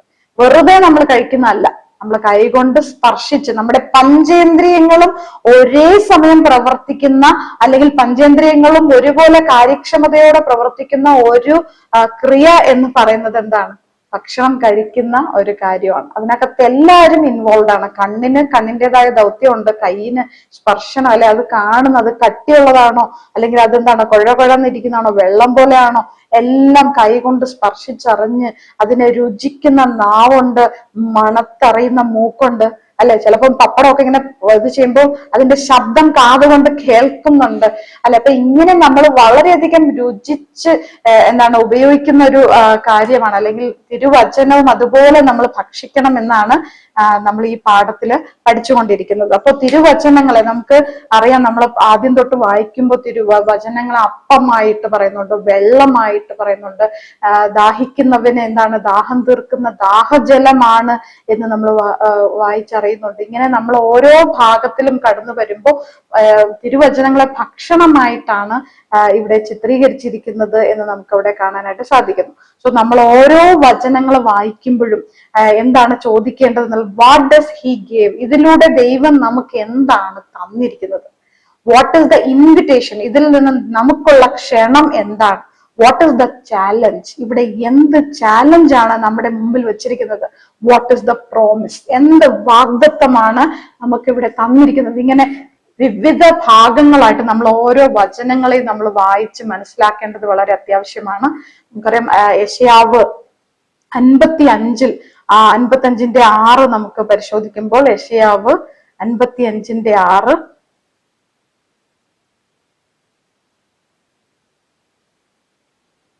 55ന്റെ 6 ഇങ്ങനെ പറഞ്ഞിരിക്കുന്നു, യഹോവയെ കണ്ടെത്താകുന്ന സമയത്ത് അവനെ അന്വേഷിപ്പിൻ, അവൻ അടുത്തിരിക്കുമ്പോൾ അവനെ വിളിച്ചപേക്ഷിപ്പിൻ. ദുഷ്ടൻ തന്റെ വഴിയെയും നീതികെട്ടവൻ അവൻ തന്റെ വിചാരങ്ങളെ ഉപേക്ഷിച്ച് യഹോവങ്കിലേക്ക് തിരിയട്ടെ എന്ന് പറയുന്നത്. അപ്പൊ നമ്മൾ എങ്ങനെയാണ് യഹോവയെ കണ്ടെത്താകുന്ന സമയത്ത് അവനെ അന്വേഷിക്കാനാണ് ഇവിടെ നമ്മോട് പറഞ്ഞിരിക്കുന്നത്. സോ തിരുവചനങ്ങൾ നമ്മൾ ഓരോ പ്രാവശ്യവും വായിക്കുമ്പോൾ അത് നമ്മുടെ വായിക്ക് മധുരമായി തീരും. ചിലപ്പോൾ അത് എന്തെയാണ് വയറ്റിൽ ചെന്നിട്ട് അത് കയ്പായി തീരും പല പല കാര്യങ്ങളും. പക്ഷെ എന്നിരുന്നാലും ഓരോ വാക്യങ്ങൾക്കും അതിൻ്റെതായ ദൗത്യമുണ്ട് എന്ന് നമ്മൾ മനസ്സിലാക്കണം. നമ്മളെ ഇവിടെ നമുക്ക് യെശയ്യാവ് 55ന്റെ 1 മുതൽ 13 വരെ വാക്യങ്ങൾ നമ്മൾ പരിശോധിക്കാനാണ് ഇവിടെ നമുക്ക് തന്നിട്ടുള്ളത്. നമ്മളത് പരിശോധിക്കുമ്പോൾ, അല്ലയോ ദാഹിക്കുന്ന ഏവരും ദ്രവ്യമില്ലാത്തവരുമായുള്ളവരെ വെള്ളത്തിന് വരുവിൻ, വന്നു വാങ്ങി തിന്നുവിൻ. നിങ്ങൾ വന്ന് ദ്രവ്യവും വിലയും കൊടുക്കാതെ വീഞ്ഞും പാലും വാങ്ങിക്കൊള്ളുവിൻ. അപ്പമല്ലാത്തതിന് ദ്രവ്യവും തൃപ്തി വരുത്താത്തതിന് നിങ്ങളുടെ പ്രയത്നഫലവും ചെലവിടുന്നത് എന്തിന്?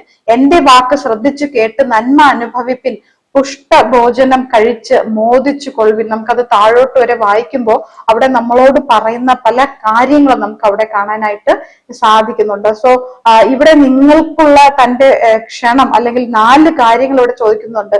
എന്താണ് ചോദിക്കുന്നത്?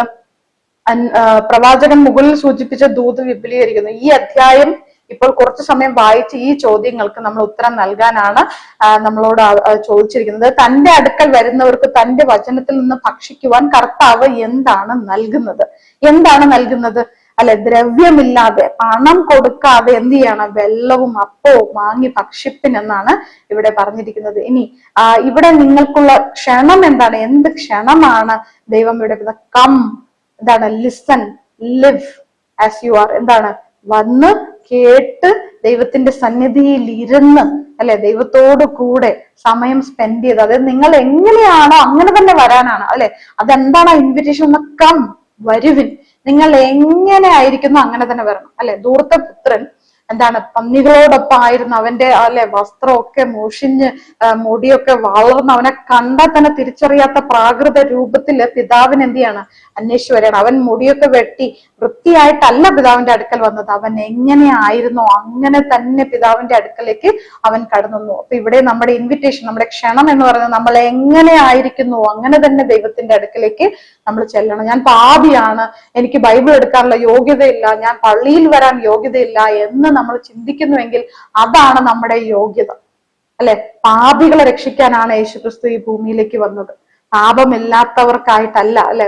രോഗിക്കാണ് വൈദ്യനെ കൊണ്ട് ആവശ്യം. അപ്പൊ അതുകൊണ്ട് ഈ ക്ഷണം സ്വീകരിച്ച് നമ്മൾ എന്ത് ചെയ്യണം? നമ്മൾ എങ്ങനെ ആയിരിക്കുന്നു അതെന്ത് ചെയ്യണം? നമ്മൾ ദൈവത്തിങ്കിലേക്ക് മടങ്ങി ചെല്ലേണ്ടത് ആവശ്യമാണ്. 7-ാമത്തെ വാക്യം നമ്മൾ വായിക്കുമ്പോൾ, ദുഷ്ടൻ തന്റെ വഴിയെയും നീതികെട്ടവൻ തന്റെ വിചാരങ്ങളെയും ഉപേക്ഷിച്ച് യഹോവെങ്കിലേക്ക് തിരിയട്ടെ. ഇവിടെ എന്ത് വെല്ലുവിളിയാണ് നമ്മൾ അഭിമുഖീകരിക്കുന്നത് എന്ന് പറഞ്ഞാൽ എന്താണ്? നമ്മുടെ പാപം മനുഷ്യൻ നമ്മൾ എന്ത് ചെയ്യാണ്? ഡ്രാഗ് ചെയ്യണം. നമ്മളിങ്ങനെ ദൈവത്തിന്റെ അടുക്കലേക്ക് ചെല്ലാൻ പറഞ്ഞു, പക്ഷെ അവിടെ ഒരു അപകടം അല്ലെ, ഒരു വെല്ലുവിളി ഉള്ളത് എന്താണ്? നമ്മൾ കടന്നു ചെല്ലുമ്പോൾ നമ്മുടെ പഴയ മനുഷ്യനെ ഉപേക്ഷിച്ചിട്ട് വേണം നമ്മൾ ദൈവസന്നിധിയിലേക്ക് കടന്നു പോകാനുള്ളത്. അത് ഇംപ്രൂവ് ചെയ്തു അല്ലെങ്കിൽ മാനേജ് ചെയ്തല്ലോ, ഉപേക്ഷിച്ചിട്ട്. ഇവിടെ എന്താണ് പറയുന്നത്? ദുഷ്ടൻ തന്റെ വഴിയെയും നീതികെട്ടവൻ തന്റെ വിചാരങ്ങളെ ഉപേക്ഷിച്ച് യഹോവെങ്കിലേക്ക് തിരിയട്ടെ. അപ്പൊ നമ്മുടെ ഏറ്റവും വലിയ വെല്ലുവിളി എന്ന് പറയുന്നത് നമ്മുടെ പഴയ മനുഷ്യനെ ഉപേക്ഷിക്കുക എന്നുള്ളതാണ്. ഇവിടെ തന്നിരിക്കുന്ന വാഗ്ദത്തം എന്താണ്? ഇവിടെ തന്നിരിക്കുന്ന വാഗ്ദത്തം എന്ന് പറയുന്നത് ദ്രവ്യമില്ലാതെ അല്ലെ, പണമില്ലാതെ നിങ്ങൾ എന്ത് ചെയ്യാണ്? ഈ ഭോജനം അല്ലെ, വലിയൊരു മീൽ ഇങ്ങനെ ടേബിളിൽ ഒരുക്കി വെച്ചിട്ടുണ്ട്. ആ ഭോജനം ഭക്ഷിക്കാൻ നിങ്ങൾ എന്ത് ചെയ്യാണ്? ദ്രവ്യമില്ലാതെ, കാശ് തരാതെ നിങ്ങൾ ഒന്ന് വാങ്ങിക്കോ. എല്ലാം നഷ്ടപ്പെട്ട് ദാരിദ്ര്യത്തിലായിരിക്കുന്ന ഓരോ വ്യക്തിയോടും ദൈവം പറയാണ്, ഇവിടെ ഞാൻ എല്ലാ സമ്പത്തും ഇവിടെ വെച്ചിട്ടുണ്ട്. നമ്മൾ എന്ത് ചെയ്യണം? അത് വലിയ വില ഉയർന്ന ഒരു കല്ല് അല്ലെങ്കിൽ ഒരു രത്നം കണ്ടിട്ട് ഒരു വ്യക്തി എന്ത് ചെയ്യാണ്? അദ്ദേഹത്തിന് ഉള്ളതെല്ലാം വിറ്റിട്ട് അദ്ദേഹം ആ രത്നം അല്ലെങ്കിൽ അത് വാങ്ങിയതുപോലെ നമ്മളും എല്ലാം ഈ ലോകത്തിലുള്ളതെല്ലാം ഉപേക്ഷിച്ച് ദൈവത്തിന്റെ വചനങ്ങളെ ധ്യാനിച്ചുകൊണ്ട് മുമ്പോട്ട് ഉള്ള ലാക്കിലേക്ക് നമ്മൾ ഓടേണ്ടതിന്റെ ആവശ്യകതയെ കുറിച്ചാണ് നമ്മളിവിടെ പഠിച്ചത്. വലിയൊരു, ഞാൻ നേരത്തെ പറഞ്ഞത് ഒരു ഓട്ടക്കളമാണ്, ഒരു ഓട്ടം, ഒരു ലോങ് റണ്ണാണ്, ഒരു മാരത്തോൺ റേസ് പോലെയാണ്. നമ്മൾ എന്ത് ചെയ്യാണ്? ക്ഷീണിച്ചു പോകാതെ തളർന്നു പോയാലും നമ്മൾ എന്ത് ചെയ്യാം? നമ്മുടെ ഓട്ടം നിർത്താതെ മുമ്പോട്ട് തന്നെ ഓടേണ്ടതിന്റെ ആവശ്യകതയെ കുറിച്ച് ഇവിടെ കാണാവുന്നതാണ്. യഹോവയെ കണ്ടെത്താകുന്ന സമയത്ത് അവനെ അന്വേഷിക്കുവാൻ കഴിയുന്ന കൃത്യമായ വഴികൾ എന്തൊക്കെയാണ് എന്നാണ് നമ്മൾ പഠിച്ചത്. കാരണം മനപ്പാഠവാക്യത്തിൽ പറഞ്ഞതുപോലെ വർഷങ്ങൾ അല്ല, ആയിരക്കണക്കിന് വർഷങ്ങൾക്ക് മുൻപ് പറഞ്ഞതായ വചനങ്ങളാണ് ഈ വേദപുസ്തകത്തിൽ ഉള്ളത്.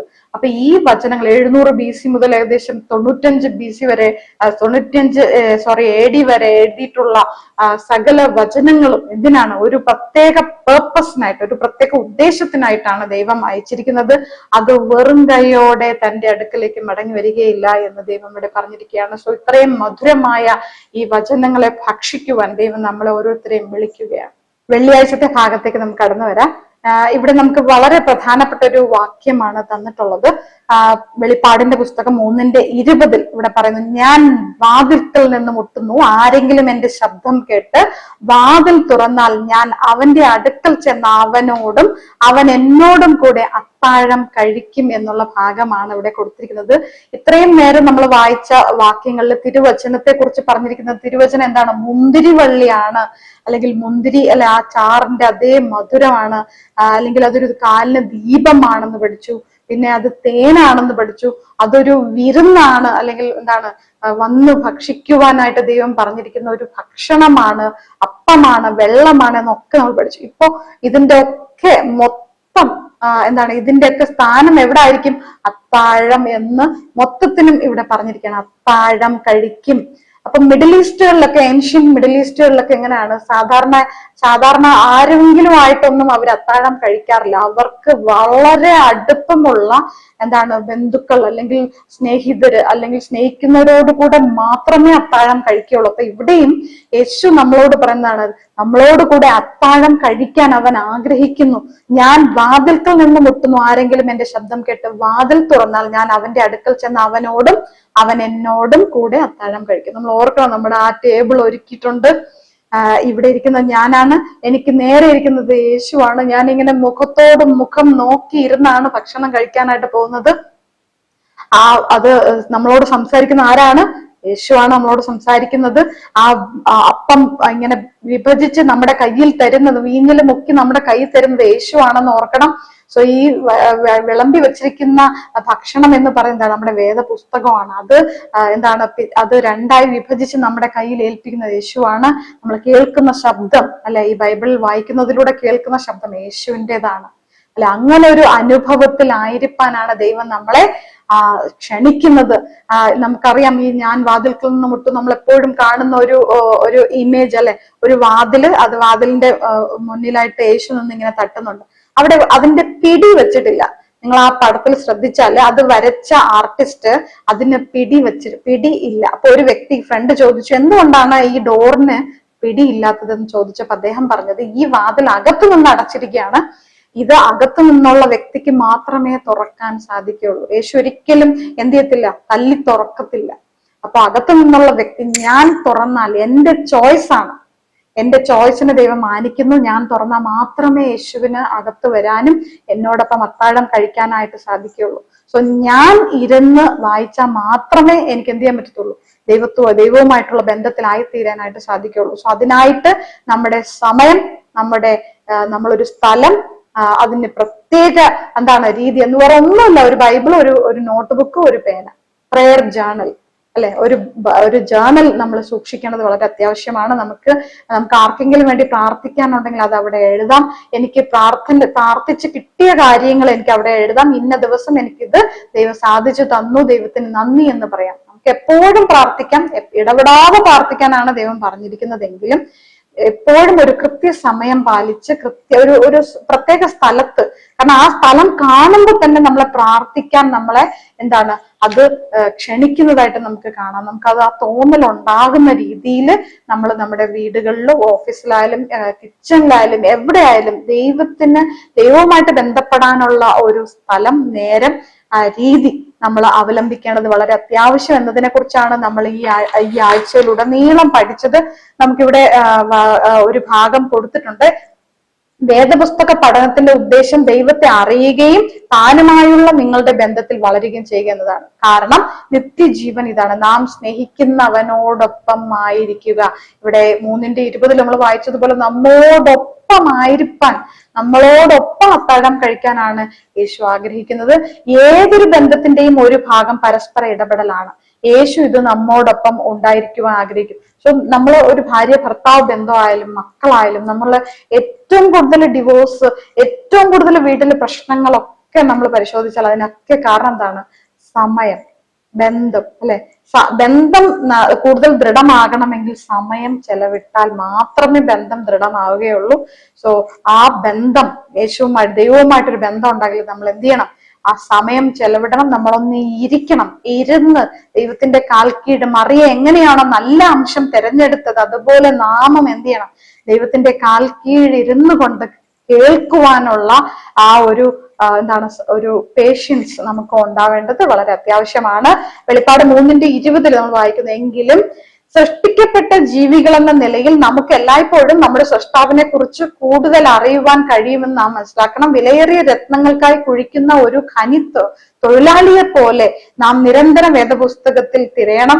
ചില കഥകളോ വേദഭാഗങ്ങളോ എത്ര തവണ വായിച്ചിട്ടുണ്ടെങ്കിലും എപ്പോഴും കൂടുതൽ അത് പുതിയതായിട്ട് ചിലപ്പോൾ നമുക്ക് അത് തോന്നാറുണ്ട്.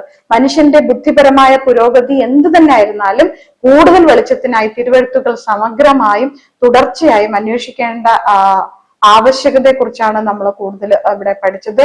സോ ഒരു ജനം എന്ന നിലയിൽ പ്രവചനത്തിന്റെ പഠിതാക്കളാകുവാൻ നാം വ്യക്തിപരമായി വിളിക്കപ്പെട്ടിരിക്കുന്നു. സോ ഈ സൽഗുണങ്ങളെ ഘോഷിക്കുവാനാണ് നമ്മളെ അന്ധകാരത്തിൽ നിന്നും ദൈവം നമ്മളെ വേർതിരിച്ച് വിളിച്ചിരിക്കുന്നത്. സോ തിരുവചനത്തിൽ നമ്മൾ കൂടുതൽ പഠിച്ച് ജ്ഞാനം നേടിയാൽ മാത്രമേ അത് മറ്റുള്ളവർക്ക് നമുക്ക് പകർന്നു കൊടുക്കാനായിട്ട് സാധിക്കുകയുള്ളൂ. അപ്പൊ നമ്മൾ തിരുവചനങ്ങൾ എങ്ങനെ പഠിക്കണം? 7 രീതികൾ നമ്മൾ പറഞ്ഞു. എപ്പോഴും പ്രാർത്ഥനയോടുകൂടെ മാത്രമേ നമ്മൾ വേദപുസ്തകം വായിക്കാൻ പാടുള്ളൂ.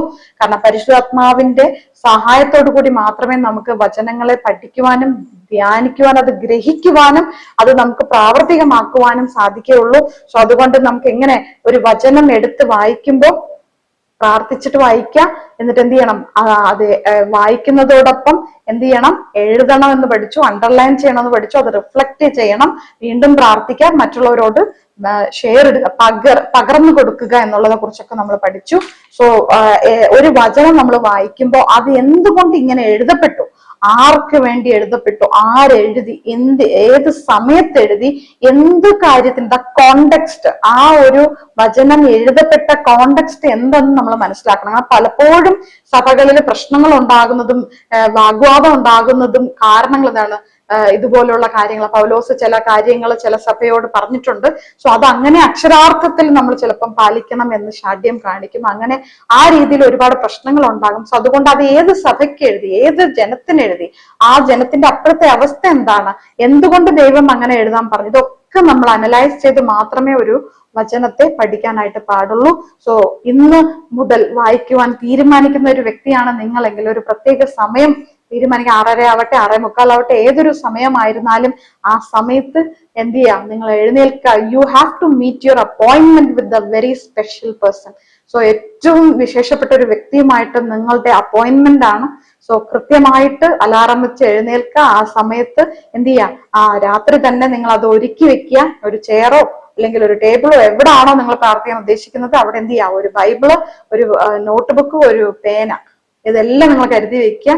തലയിലിടാൻ നിങ്ങൾ തലയിൽ തുണിയിട്ട് പ്രാർത്ഥിക്കുന്ന മൂടുപടം ഇടുന്ന ആളാണെങ്കിൽ അതും അവിടെ വെച്ചാൽ നിങ്ങൾ അടുത്ത ദിവസം അത് കാണുമ്പോൾ തന്നെ നിങ്ങൾക്ക് എന്ത് ചെയ്യാൻ തോന്നും? അത് വായിക്കാനും പ്രാർത്ഥിക്കാനും തോന്നും. സോ ഇതൊക്കെ ചെറിയ ലളിതമായ മാതൃകകളാണ്. ഇതൊക്കെയും നമുക്ക് പാലിച്ചുകൊണ്ട് കൂടുതലായിട്ട് വേദ പുസ്തകത്തെ കുറിച്ച് പഠിക്കാനും ധ്യാനിക്കാനും അത് മറ്റുള്ളവർക്ക് പകർന്നു കൊടുക്കുവാനും ദൈവം നമ്മളെ സഹായിക്കട്ടെ എന്ന് പറഞ്ഞുകൊണ്ട് ഈ വേദ പാഠത്തിൽ നിന്ന് വിരമിക്കുകയാണ്. നമുക്ക് ഒരു വാക്ക് പ്രാർത്ഥിക്കാം. ഞങ്ങൾ അതിവത്സരമായി സ്നേഹിക്കുന്ന ഞങ്ങൾ സ്വർഗീയ വാഴ്ത്തപ്പെട്ട ദൈവമേ, അപ്പൊ ഈ തിരുവചനങ്ങളെ വായിക്കുവാനും പഠിക്കുവാനും ഞങ്ങൾക്ക് കർത്താവെ പരിശുദ്ധാത്മാവ് തുണ നൽകി നന്ദിയോടെ സ്തുതിക്കുന്നു. അപ്പൊ ഈ കേൾക്കുന്ന ഓരോ ശ്രോതാക്കളും കർത്താവെ അങ്ങയുടെ തിരുവചനങ്ങളെ ആഴത്തിൽ ഇറങ്ങി ധ്യാനിക്കുവാനും പഠിക്കുവാനും ആ മുത്തുകളെ കണ്ടെത്തുവാനും അങ്ങ് സഹായിക്കണം. അവരുടെ ജീവിതങ്ങളിൽ അങ്ങ് ഇടപെടണം. അവരുടെ ഹൃദയത്തിൽ ആഗ്രഹങ്ങൾ അങ്ങ് സാധിച്ചു കൊടുക്കണം.